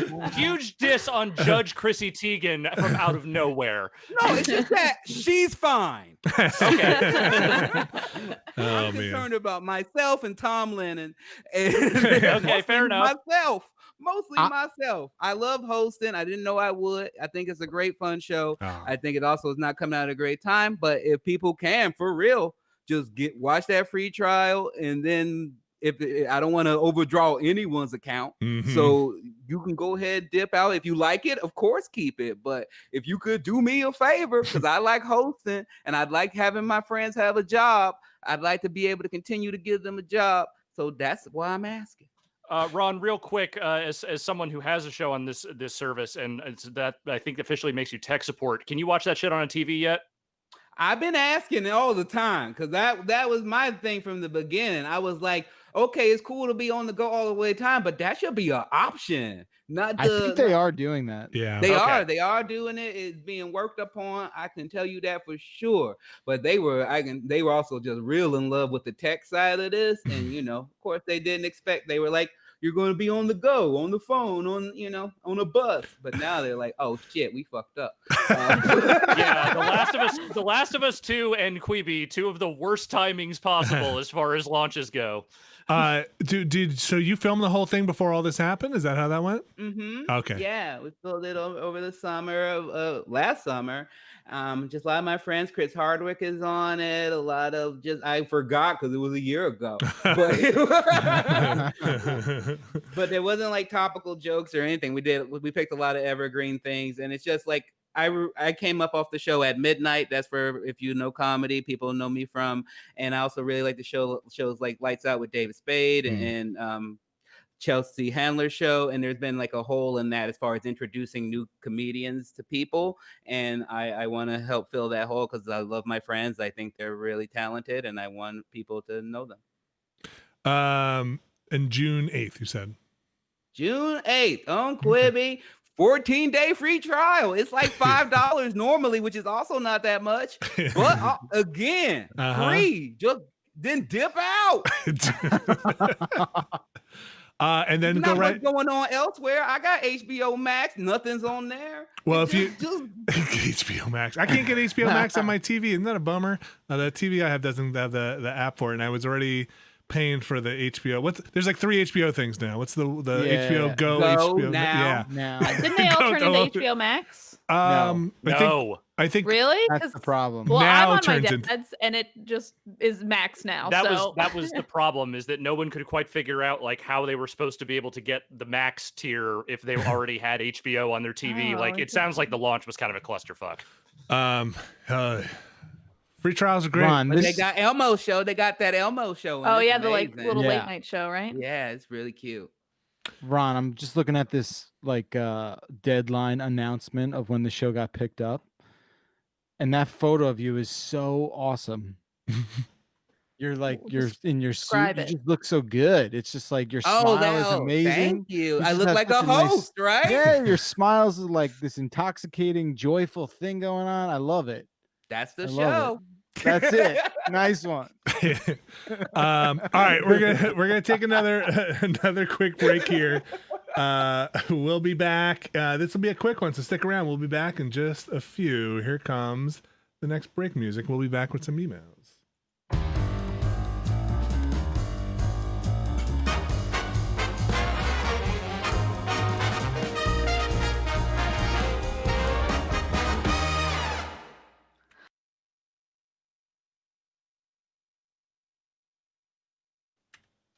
All right, we are back.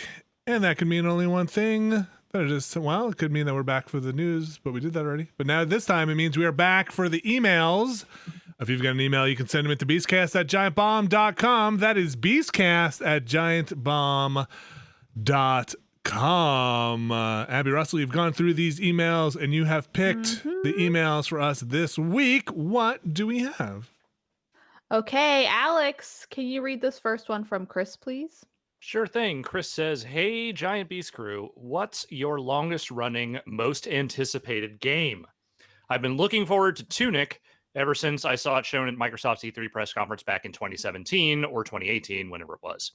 I know that isn't very long when you consider things like The Last Guardian, but I was wondering what your picks were." Oh, wow. Is it something that could have just been canceled eventually? Is that that Prey 2 was the one it's probably my Really? Yeah, probably my most anticipated game. I just love the demo they showed for that game. When was that? When did they announce it? That was probably 2012, 10 or 11. We were still in the old whiskey office when I saw that thing. So that was a long time ago. That version of that game will never come out. But, that's probably my answer. Last Guardian's a really good one. It's tough to.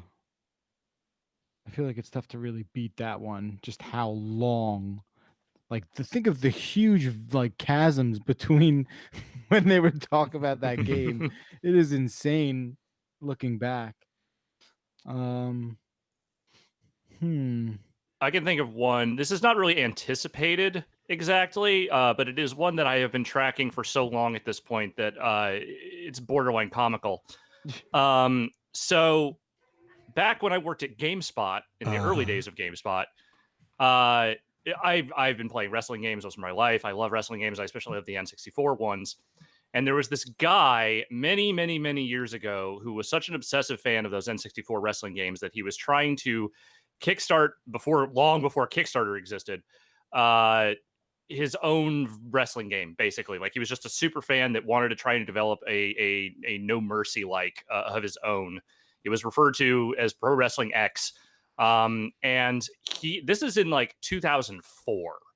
And he, over the many, many, many years that followed, had numerous starts, stops, things that never manifested until back in 2014, he put out an early access version of the game on Steam, which I out of pure morbid curiosity, I wanted to check out. And it was literally like two guys in a ring and there were like 5 animations. There was like nothing in it. And presumably, I'm literally looking at the Steam page right now. There's a newsletter update from May 13th. Still working on this thing. Oh, wow. Now, in 2020, this thing is still on some level, real or imagined, no idea like how it's evolved. I have not touched it in a long time. He is still trying to make this dream happen. And what I've gathered from reading is that there have been a lot of different contributors that have worked on this thing. Some have not such great things to say about working on the experience. It's hard to say exactly what level of real product this thing will ever achieve. But if you want to follow along with yourself, it is 99 cents on Steam. Oh, and wow. I will not promise you that this is a game you will ever want to play, but it is a fascinating story that I'm desperate to see how it all concludes. Well, mine kind of jump off of yours. I'm really looking forward to what hopefully is an AEW game that does use that No Mercy type of engine that they've talked about as being a possibility, just because that's what the games I grew up loving. I've also really been just wanting forever. I talked to my friends yesterday, Persona 5 on Switch or Super Mario 3D World on Switch. Those are the two things I really want. And then and the Beyond Good and Evil. I just love that first game so much. Oh my gosh. That is a long running one. Wow. What is, man, What did you think of when they What the showed fuck is that? that game gonna be? I don't know. When they showed the trailer and he was fixing the car, Well, they think I was They like, "That's a good-looking pig." they showed that they showed a demo of that ages ago. Well, it must be 2 or 3 years ago now. I sat down and watched them play that, and I can't remember what they showed, but there was when they were talking about the assets. They were kind of having community-driven assets and paid-for assets, and you can make songs. We'll put them in the game. We got to populate this world. Remember all that stuff? And was Elijah Wood's company was like involved in it, and like, Oh, right. yeah, holy cow! I forgot about Beyond Good and Evil. That was even happening. Wow. Are we No, it living wasn't. in? It wasn't Elijah Wood. It was. No. It was JGL. Joseph Gordon-Levitt. Okay. Took me a second to work out the initials. I didn't know. What? It took you a second? You don't know JGL? JGL was happened too quickly. I thought you said Justice League or something. I don't know what you were saying. Yep. JGL. All right. JGL. Why did I just say his name? I call him by his wrong? nickname, which is Joey Gordy Levy. What did Elijah Wood had that VR game? That's what Elijah Wood Yes. had. Okay. Yeah, he has a studio that Yeah. he He's like at least finances. Yeah. Yeah. Okay. There was one other one that I just remembered, Alex, when you said a game that was maybe funded, not funded, maybe took money and went somewhere. I'm not sure. Maybe existed, maybe doesn't. Maybe doesn't. There was a game called that I backed on Kickstarter called Star Mazer or Star. It's a point and click adventure game that had shoot 'em up qualities to it, and I think I must have backed that 25 years ago. I don't know. It was a very long time ago. If I had put that money in a bank, I'd be rich.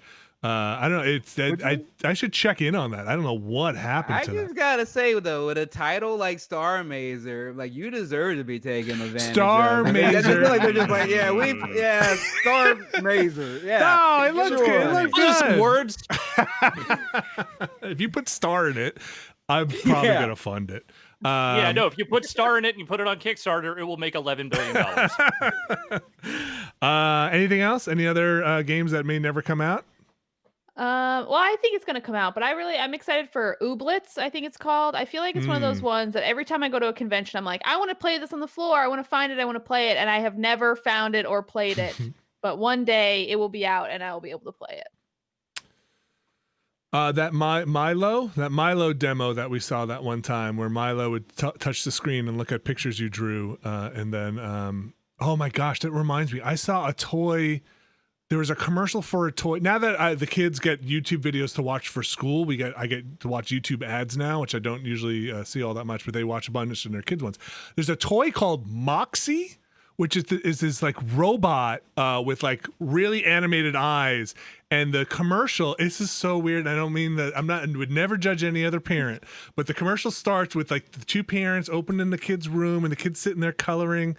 And they just shove this like they're like, "Hey, Roy," and they're like, "Hi," yeah, whatever. And they just shove this computer down in front of him, and then the computer's like, "Tell me about your day." The robot, "Tell me about your day. How's your day going?" And then it just cuts to this kid talking to this computer, like, "I had real trouble at school," and like the computer's like, "That's so great," or like, that's like, "Thanks for sharing." Thanks for.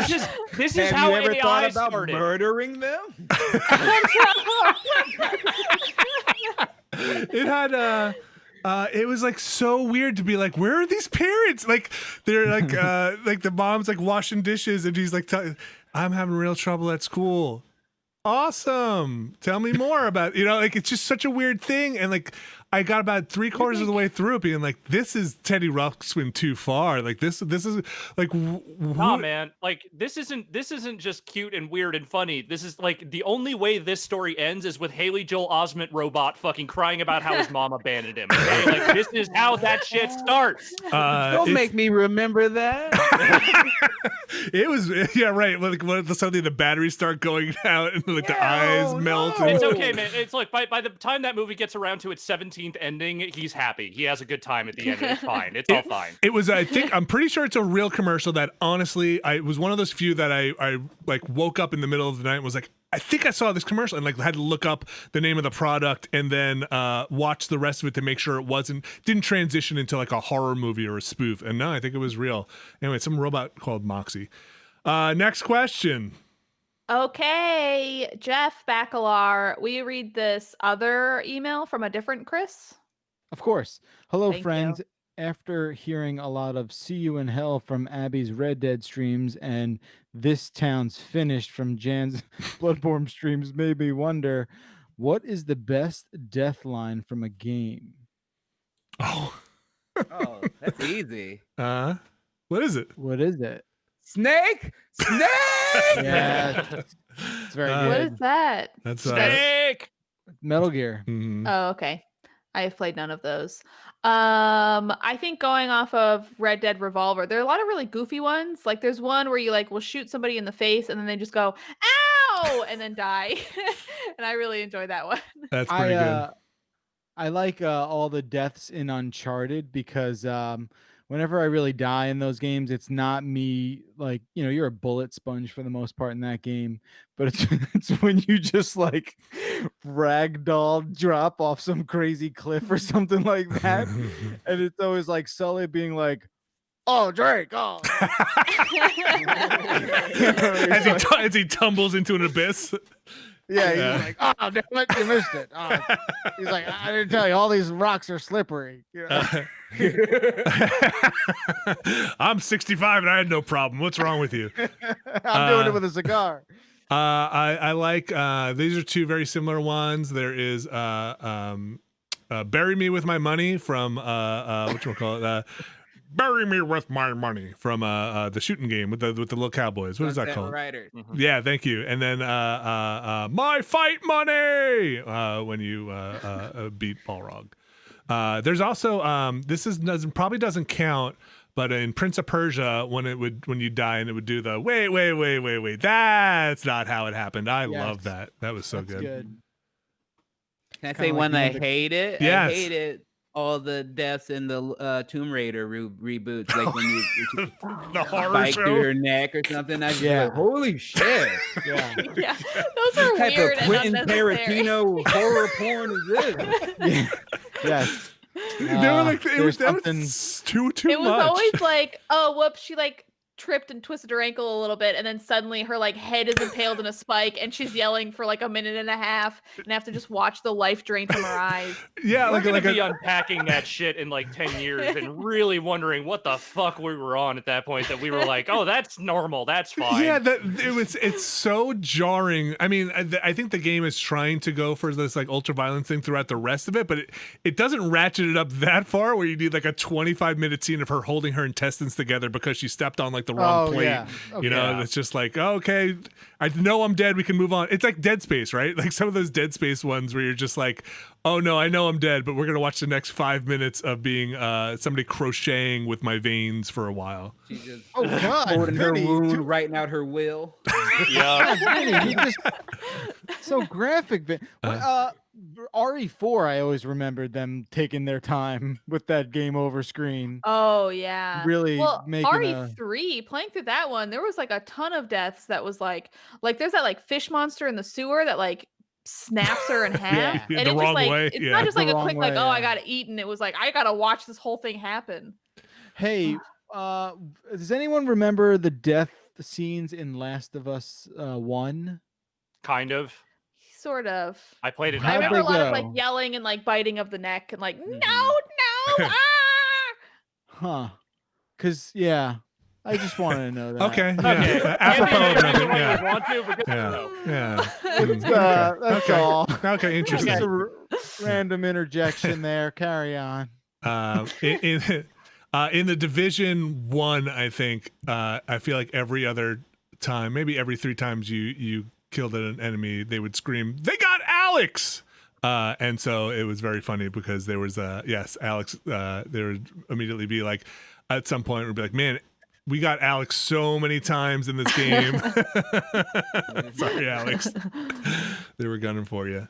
There's also nobody else hears this in the Division 2 amongst the carnage that happens in that game. But as you are just mowing down thousands and thousands of people in that game, there's always one person who just goes, "Oh." And nobody, everybody else is screaming like, ah. There's one voice sample that goes, "Ow." And it's like, I so- love that. It's my Yeah. fa- I it's my like that favorite guy. one. It's like he had second guesses about even joining the game. He was like, I knew this wasn't right for me. In his moment, he's just imagining the life path where he didn't join the fucking the violent group in that gang. And he's like, oh man, I should have gone back to junior college. Fuck. Oh. Yeah. All right. Next question, Abby. Okay, Vinny, can you read this one from Michael, please? Will do. What? Oh boy. Oh, this is gonna be good for me. Good What one. is the first internet meme you remember seeing in your life? That comes from Michael. So I'm gonna assume that means just what is the first meme I remember, right? Yeah. How, Yeah. Okay, here we go. I'm gonna start because these will be the worst ones, and then you guys do the good ones. The hamster song, the hamster dance. I remember that. Okay. The owl, the oh really owl. Oh, yeah. I remember that. I don't know that one. Star Wars Kid. Does that count as a meme? Yeah. Uh, Sure. Oh, that's like a viral video, I think. more than a meme. Okay, this is where Like, you I get in think- Became a trouble. meme. Yeah, I guess so. I think like the definition of a meme doesn't have to be a thing that like you can plug and play your own jokes into it, kind of. You know what I mean? I think People found a way to plug their own jokes into that. Oh, sure. Sure. No, I've seen a lot of Star Wars Kid videos. the, but- the banana, the peanut butter jelly banana, the peanut butter Yeah. jelly time. That one. The dancing baby. That was an early one. That one made it onto a show, the doctor show, the dancing baby. So that's got to be a meme. No, Ally McBeal. Ally McBeal. Yeah. Yeah, It came from Lawyer that, show? didn't it? No, Did I it don't come think- from that? No, I think no. It must have. No, it came from somebody animating it. I think The went whole on chicken or the egg thing. Yeah. Uh huh. Yeah, no, the McBeal or the baby. Yes. All right, those are mine. That's my. Those are my. That's I've tapped out. I feel like the first one I remember just. I'm sure there were plenty before. It was the dramatic gopher. Yeah. Oh, sure. Yeah. Oh, wow. quick- yeah. That quick zoom into that gopher looking all concerned. Yeah. and Yeah. shit. Bum bum bum. Yeah. Yeah. Yeah. That's definitely one of the first ones I remember. I remember Chocolate Rain guy. Oh, I remember the yes. Numa Numa kid, the guy Yes. singing the Oh, yeah. dance song. I remember that. I think that was one of my first ones. I will say the most memorable one of those, like semi-early, but like it's a little later than some of those, is the German cybergoths dancing under the freeway. That is the video that is Oh, wow. forever emblazoned in my brain. That is, I think about that more than maybe I should. And I will say that all of this has just made me realize that the way that time and culture has accelerated, because there was a whole period where literally you got peanut butter and jelly time for like a fucking year. Oh, yeah. And that was the only meme you got for like a whole year before someone came up with a new meme. Yeah. Now that shit would last 6 seconds and be like, all right, what now? What do you got now? Oh, it would last 6 seconds, and it would have evolved into like people would be talking about like cream cheese and all sorts of different. The peanut butter and jelly would have lasted about 2 seconds, and we would have gotten to somehow like a raw chicken nugget dancing. Yeah, and it's like it would 5 seconds after that, fucking white nationalists would have adopted it. So it's just like that's Right. the way the internet works now. All right, they would have to flush it down the toilet and be like, "I never liked Yep. that peanut butter jelly song." Yeah, I never. no. Abby, I want to hear your memes. I feel like you Oh, I feel like when I first thought about this, I feel like the memes I can think of are like all the like Icon has cheeseburger Oh, sure. pictures. Yeah. Those like all the cats. cats with the bad writing. I don't know. I feel like I have a lot of like memories of like grumpy cat memes. Sure. Sure. I'm familiar with all these ones that y'all have talked about though. Yeah. The Like one with peanut butter and the jelly, I feel like was the big one. who's the cat with the orange? Is that a meme? That had the orange peel as the helmet. Remember that? Is that kind of a sure. meme? I've seen it Yes, around. I do remember Helmet Cat. Helmet Cat is definitely a meme. Like all the things that were on what was it? E-Bombs World? Remember that? Mm-hmm. No. Those count as Yes. memes or the like videos like a And what the hell's the other one? YT, you're the man now, dog. You're Yes. Yes. Oh, Yes, you're the wow. man now, dog. Oh, and Fark, right? Mm-hmm. Yeah.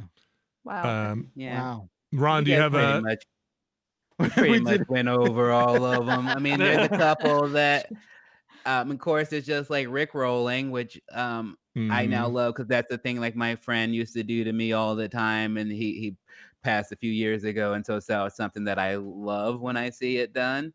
And then I'll just say my two favorites are always just Homer Simpson disappearing into a shrub. 'Cause Okay. That's so usable for many of my life situations. And then I love the one when there's a rap battle and then the guy's just pokes out his lips like, I love that. Also a very good one. I use that one all the time. Also relevant to video games, the sent us up the bomb. That was a very big for a while. All your base. All your All base. your base, yes. All right, next email, Abby. What do we got? Okay, Alex, will you read this one from Jacob, please? Sure thing. Jacob says, bear versus gorilla, who wins? Ooh. I think it's gorilla. Yeah, it's gotta Yeah. be gorilla. Oh, we're Like, taking bears are strong, but gorillas, oh my god. we're taking like a big I'm old taking gorilla because of the thumbs. Oh, That too. yeah, but then Although, a do bear. bears have thumbs? They probably No. have a They have like hind paws. claw. Mhm. Yeah. There are no bear thumbs. Can we get that out there? Yeah. They got. I don't know. You ever seen a bear holding a Like baseball bear bat? holding a bat. Yeah. Like, If I let's may, go, motherfucker. just for a moment, play bear's advocate here. Sure. I would just like to say that while I generally agree, I think a gorilla would probably win against most bears. Some bears are they just want to eat trash. They're not really looking for a fight. Yeah. Bears, let's say like a motivated bear, a bear that was fighting for survival. They got the claws and the teeth advantage, which I'm not going to say is nothing. Now, I'm not saying that a gorilla couldn't overpower past that, but I want to give them the benefit of the doubt here and say that a bear, properly motivated, I feel like could We gotta win that battle. we gotta talk about the play field. Is it like Final Space and Smash Brothers, and there's nothing around, no items, no nothing? Or Let's is there a single Do they tree? have If there is knives? one single tree, the gorillas got it. Yeah. Okay, Well, so bears are good climbers, actually. we'll say it's got to But it be. depends on the bear. Yeah, we'll go grizzly, right? Okay. Big old grizzly bear, like a big old mean grizzly bear, and a big silverback gorilla, right? Like just Dude, the top of their gorilla's game. also so smart. They're Yeah, so but maybe I the mean, gorilla's smart enough to get scared and be like, "Oh man, there's a grizzly bear coming at me." I don't know if that's what they mean when they describe them as smart. and then the grizzly, and then the gorilla would like do the thing. Maybe that we can talk this our way out of it. the gorilla would suddenly get caught in that thought of like, wait, is the grizzly one you're supposed to play dead or not run away from? I can't remember which one. And then by the time the gorilla's like thinking through all this and then being like, who The should I gorilla's call? like Googling it on its Yeah. phone. Yeah, Looking gorilla it up. invents a gun and shoots. And the gorilla's like, look at Okay, the let's say it's a fight between the gentle, loving gorilla of, let's say, the movie Mighty Joe Young and Gentle Ben. Who's gonna win in that fight? Oh man, they just pen a movie deal and then they just make a lot of money at that point. Yeah, I'm all just watching right. a buddy comedy. Then. Yeah. Then the They animators don't do like win. one of those celebrity boxing matches or something like on TV where they got like Danny Bonaducci to fight fucking Jose Canseco or whatever. Like it's in this case, it's movie bear and movie gorilla. I'm gonna say no matter what happens, it's a bad fight. Somebody should break it Yeah. up. That's a It's bad. gonna be rough. That's a It's gonna bad be real scene. rough. That's a bad I'm scene. surprised we haven't think the gotten a gorilla would Congo win. joke from Alex. I feel like a Congo joke would be like a thing we'd be getting now. I was queuing one up, but You honestly, were? like, Okay, okay. I went Mighty Joe Young instead. I thought that was Fair. funnier because I Sure. never talk about. But who the fuck talks about Mighty Joe Young? Okay. I see. I just want to get your thought Good process there. point. Okay. Fair. Yeah, I could go either way. I think it depends who gets in there first. Is really like I think if the bear gets those jaws around you and is on top, even a gorilla is going to have a tough time. But that gorilla, okay, let me ask this, and I don't want to get too morbid on this one, but now that it's in my head, how does that? Now let's move on. No, I want to know. I wanted to know. Vinny, you So started. I can see how the bear ends the fight, like just jaws, around. And then okay. how Never mind, you're how right. does the gorilla end that fight? Is that just like it's got the bear in like a sleeper Yes. hole kind I think that gorillas also Punch bite. in the face.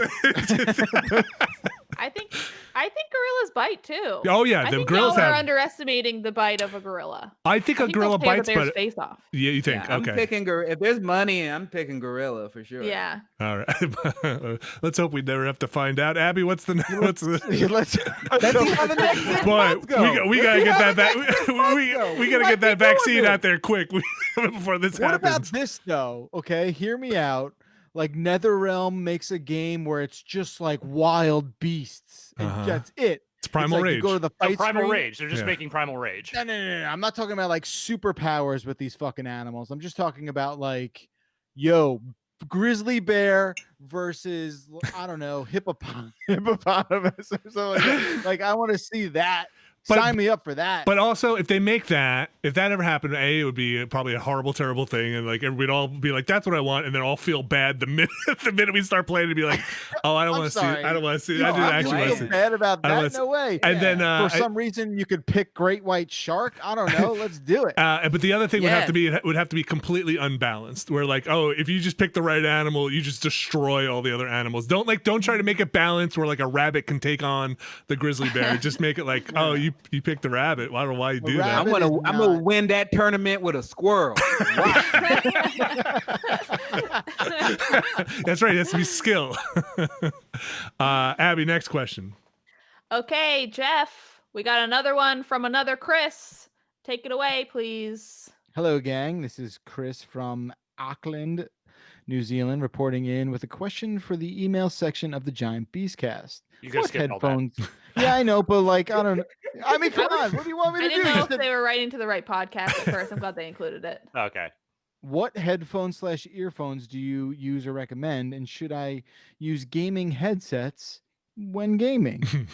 That's a fair question. I don't think you necessarily have to use something that's labeled a gaming headset, of course, not to play games, but some of those are, specialized for that, especially when it comes to chat capability. A lot of headsets now have like, the sort of like drivers built into them that will talk to your Xbox or talk to your PlayStation, so that you can, get it to work kind of seamlessly. But you could also just plug in a headset into your PS4 controller or Xbox controller, and you're good to go too. So, if there was one that I personally recommend, I've had a lot of success with stuff from Astro in the past, which is also now Logitech bought them, so they're the same company now, although they operate independently. There's a lot of Logitech stuff I've liked. What I'm using now for console gaming are the SteelSeries Arctis Pros, which I really like. But yeah, it also depends on how much you want to spend. You can get the virtual surround. You can get, I think for the most part, for most people, a solid pair of stereo headphones will do you just fine. I will add on to that. And Abby and Alex can probably attest to this. We had those mod mics in the studio, and I really liked the quality on those microphones. If you've seen any of our streams, they're just, there you go. That's the Bluetooth one, and it just magnetizes. You put a little magnet clip on your headphones, it magnetizes on. That's the Bluetooth one. We used the wired ones in the studio, and I thought the sound quality on the wired ones was pretty good, and it allowed us to use whatever headphones we wanted. I would love this mic, except that it has this weird problem that I keep running into where the audio is slightly delayed when it gets to the OBS and whatever we're using on the Bluetooth here. one. The Bluetooth one. Yeah. So it's like I haven't quite figured out how to do the balance, but the quality for a Bluetooth microphone is pretty damn solid. Yeah, the Bluetooth is going to probably have that problem because of the signal processing. It's why we don't use the Bluetooth ones in the studio, but the wired ones, I was shocked at the sound quality of it, and B, the isolation of not picking everybody else up on that mic. And then also cool because we got to use another set of headphones. So that's just another option out there. Okay. I don't know anything about headphones, but I don't even know what I'm wearing. I like these. My Audio Technicas. That's what it is. Okay. That's what it is. I think these are like what are they? AKGs. AKGs. I got them like 10 years ago at least. Don't have any complaints. Ron, what do you got there? I found these on the floor in my closet. I don't know who makes them. I think I got them at a Fortnight event that they were given to me. Normally I do use like the PS4 gold wireless ones a lot. Oh yeah, I have those. They're pretty good.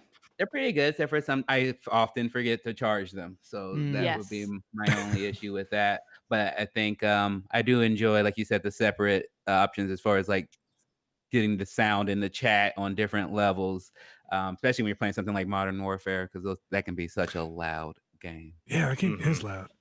Another reason why. Yeah, I still have like not ever found like the perfect mix. Like even these headsets that let you do a custom version of that, I still, for whatever reason, and now a lot of games have introduced like independent volume controls for that kind of stuff. So you have these two things kind of like fighting for it. It's whatever. Next question, Abby. Okay, Vinny. Yes. Will you read this one from Jake? Sure. Hello. I have really enjoyed watching documentaries on several different subjects, especially the one about the bear and the gorilla during the lockdown.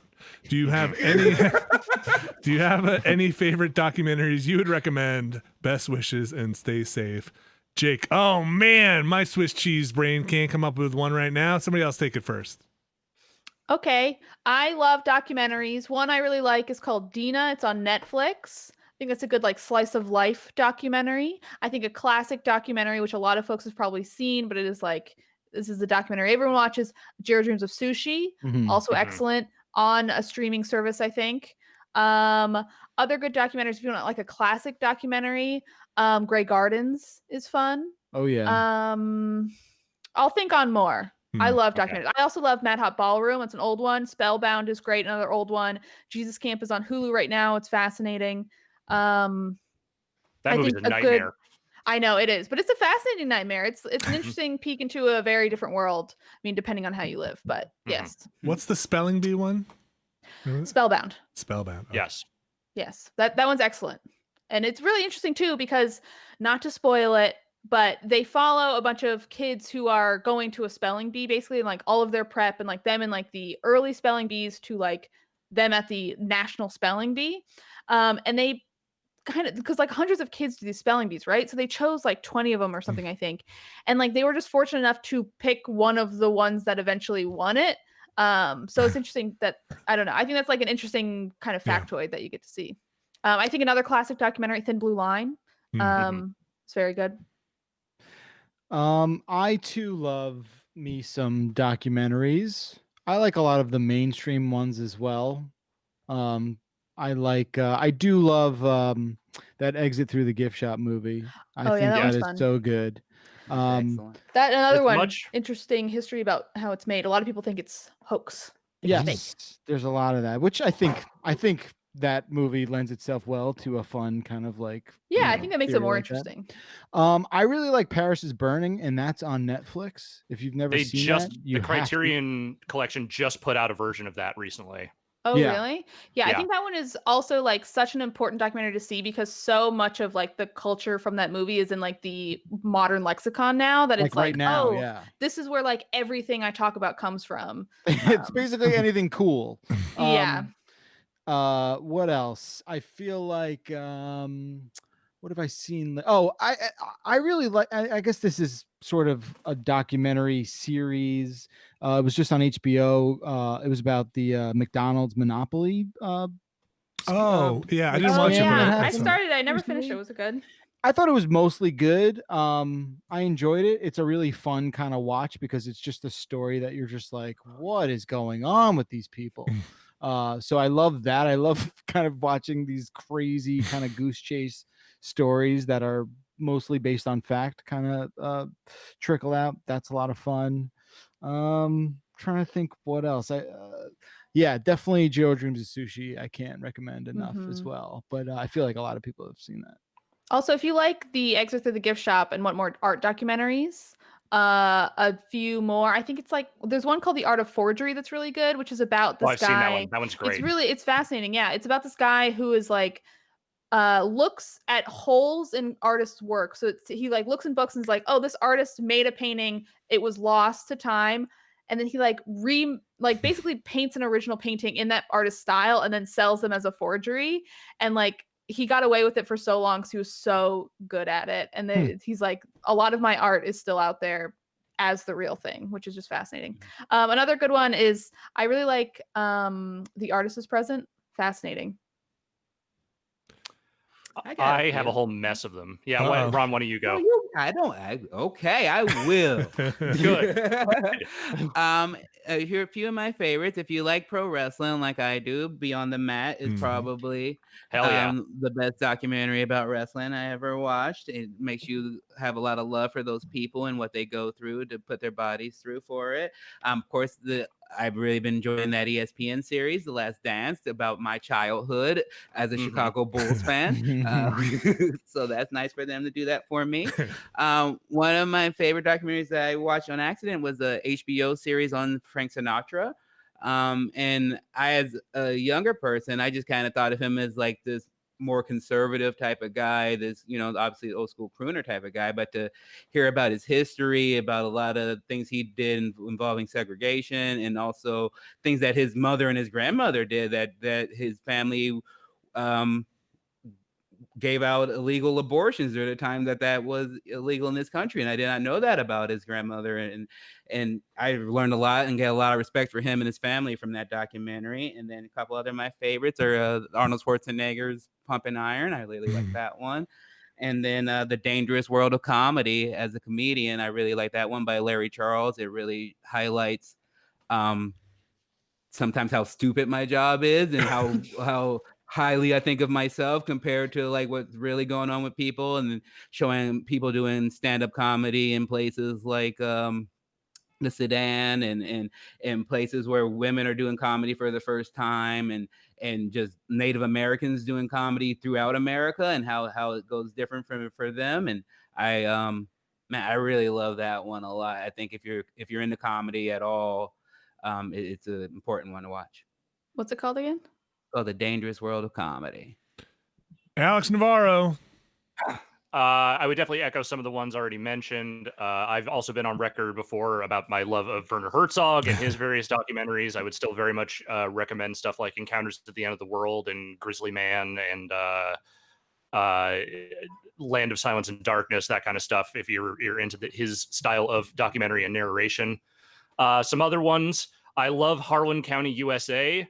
Which is another Criterion. There's a Criterion edition of that as well. It's about a coal miner strike in Harlan County, Kentucky in the early 70s. It is a fascinating look at a snapshot in time in American labor. American movie, tonally very different. It is a look at a somewhat inept but very dedicated filmmaker in the late 90s trying to make a horror movie, and the reality of it actually takes and what he actually has to give it. It is a very funny but very, very heartfelt movie. Dogtown and Z-Boys, the skateboarding documentary, is one that I love a lot. Bill Cunningham, New York, if you have any interest in fashion at all, is a really neat snapshot of this dude Bill Cunningham, who just spent decades just photographing the street fashion of New York, just because that was his passion. And I love a lot of music documentaries. So if that is something you have any interest in, I would recommend the first two Decline of Western Civilization documentaries. Oh, nice. The first one, The Punk Years, is great, but the heavy metal one is the one I think everyone remembers. That is those are both fascinating films. Give Me Shelter, if you want some really depressing music shit. That's a good one. And Rush Beyond the Lighted Stage is probably one of the best, like, about a specific band documentaries I've ever seen. So if you have any interest in that band, and even if you don't, I would say it's actually still very, very watchable.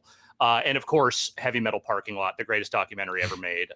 It's like 12 minutes long, and it is the perfect encapsulation of American music fandom at a very specific time, namely the parking lot of a Judas Priest concert in 1986. It is maybe the greatest thing anyone's ever filmed. Alex, have you seen Last Days Here? No, I don't think I have. That's about the lead singer of the band Pentagram.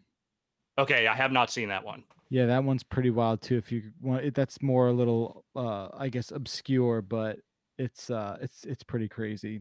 That one and that Gigi Allen thing. That what's his? I've seen the Gigi Allen one. The Todd Phillips movie, right? Yeah. That was Todd Phillips' first movie, I think. I'm pretty sure Jeff, if it wasn't Jeff, it was a friend of Jeff's, Jeff Gersman, brought that over to my house on VHS tape in like the late 90s. I was like, oh, we're watching this shit. Yeah, that shit. There's that shit is all over the place in that one. Oh, God. That sounds gross. Can I recommend one more? Yes. Yeah. I want to recommend. There's a new one out on Netflix that's mostly about psychedelics and drugs. It's called Have a Good Trip. Oh, and yeah. I just want to recommend that one because my friends made it and I'm in it. And you can see me from 6 years ago when I weighed about 350 pounds. So go ahead and check that out. I saw the trailer for that. I I know. I've been meaning to watch it.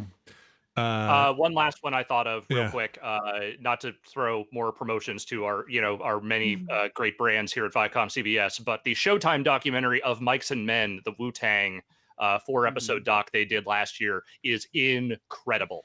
It has a ton of amazing footage from behind the scenes of those guys when they were still, working actively as a group, and it is excellent. I'm gonna do one more just because I love Dave Chappelle's Block Party. Uh-huh. Oh, hell yeah. I don't know if that counts as a documentary, but it's Close fun. enough. Yeah.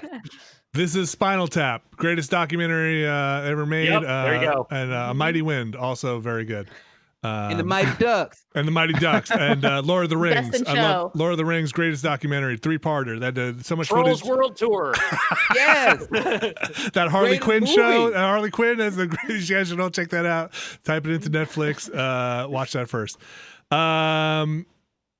Somebody's compiled that list and put it in a post on the site. That's a lot. I know. It's going to be a long one. Or just type. I'm sure You asked for some documentary recommendations. Or just type stuff to watch. type documentary into Google, and I'm sure one of those will show up. I wish there was documentaries for I could show my kid. Like, Oh, there are lots. That spelling bee one is not. I mean, it gets stressful. Yeah. I think Madhouse Ballroom is also one. Maybe it's I don't know if Okay. he'll be that interested in it, but I think March of the Penguins, it's a little bit scary, but I think Yeah, I think that's very he's- much he might Why have a can't problem you with do that. your kids' Paris is Burning? yeah, there you go. Sure. Maybe. You know what? Fuck that. Just show him Grizzly Man. Get it out of the way. Let's No, do it my now. God. Right now. we did watch we watched there was something on Disney Plus about dolphins, Oh, and cool. holy it's like they like make B-roll into a story or whatever, but like I cannot get over how good some of this shit looks. Like what they're able to capture. It is fucking unbelievable how good some of this footage looks. So yeah, all right, that's all I gotta say about that. Abby, Yes. we should probably move on here. Do we have? Mhm. I can't imagine we have anything that we needed to be corrected from last time, do we? I think maybe we have. Yes, I believe we do have one thing that needs to be corrected. Means that it is time. Wow, I haven't done this in a while.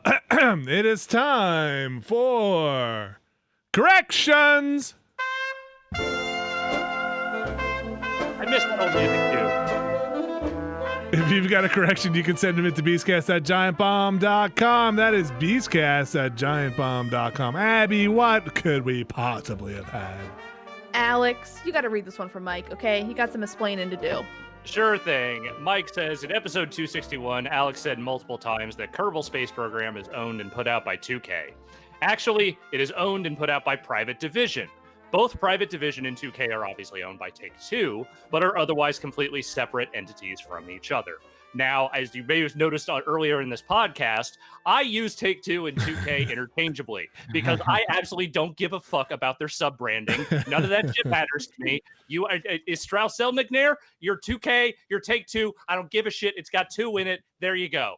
All right. Wow, I was weird that they wrote all that in the correction, but gotta get that. They really captured your voice. All right, I think we got to wrap up here and move on. So with that, I will once again remind people that this is the last week for the sale. Get out there if you can. We've mentioned a lot of things on this podcast that you could spend your money on. So I will also remind folks that we also have a free trial. Go enjoy it. Get in that free trial, and then I won't do the hard quit. I'll just say, if you're in there and you're liking the temperature of the room, stick around for a while. It might be fun. Before you go and put down money on, let's just say like a pinball table before Jeff gives his review once they send it to him. Ron Funches, thank you so much. What aside from the Quibi stuff coming up June 8th? I'm sorry, what was the name of the show? Nice one. June 8th. Nice one. What else we got going on? How can people put money in your pocket? Oh, they can go buy one of my t-shirts. I have a new thing where you can come get my merch at comediantees.com. There's several other comedian friends there as well. You can look at them and support them as we are not able to do live shows right now. That's very helpful. You can listen to my podcast if you need a pick-me-up, if you need a boost. If you're not into that type of stuff, it's probably not for you, because that's what we talk about, being positive and affirmations and pushing each other. You can listen to my podcast, Getting Better. I'd love that. Or you can watch Harley Quinn on Sci-Fi or DC Universe, which I think is something you guys always push. Not in a while. Oh, they didn't pay you guys this month? I don't know. No, we got one in the hopper. Checks Don't in the worry. mail. Now that the ads are dynamic, we can record them. They can insert it anytime they want. I really love that show. So if people want to check that out, again, really the Quibi thing, June 8th, nice one, is what's most important to me, because I really like hosting that show. So if people can do me a favor and check that out, I truly appreciate it. Well, thanks so much for coming on, Ron. Really appreciate it. And I'm glad you're staying very positive and sharing that positivity with other people during what is a pretty rough time. I would say I'm going to go out on a limb here and say that it's not a great time. So appreciate it. Thank you very much, Abby Russell. Thank you for having That's me. the I've had a corrections lovely music. time. Uh-oh. Correction. Started coming No, on. thank you, Abby Russell. No, thank you very much. Thanks, Abby. Thanks, Alex. Thanks, Thank Jeff you. Baccalar. Jeff, do you have anything going on for CNET that we need to look out for? Not right away. Okay. Just we'll be covering all the stuff that's going to be announced next week. So Well, you can go. Check You can that go out. if you enjoyed listening to that Teenage Mutant Ninja Turtles pinball experience. You can go read an article Jeff put up on CNET.com. It's got pictures, movies, the whole thing. I don't know. I haven't seen too many written articles by you, Jeff. So that one kind of jumped out. I don't. Yeah, this was like I don't know how that happened. I just kind of like willed it into existence. Well, thanks everybody for listening this week and listening as always to the Giant Beastcast. Again, you can go to giantbomb.com/chat. Most weekdays you'll probably find somebody live streaming over there and having a good time. And hopefully everybody out there is staying sane and safe. Happy birthday if it is your birthday. And we'll be back, of course, next week.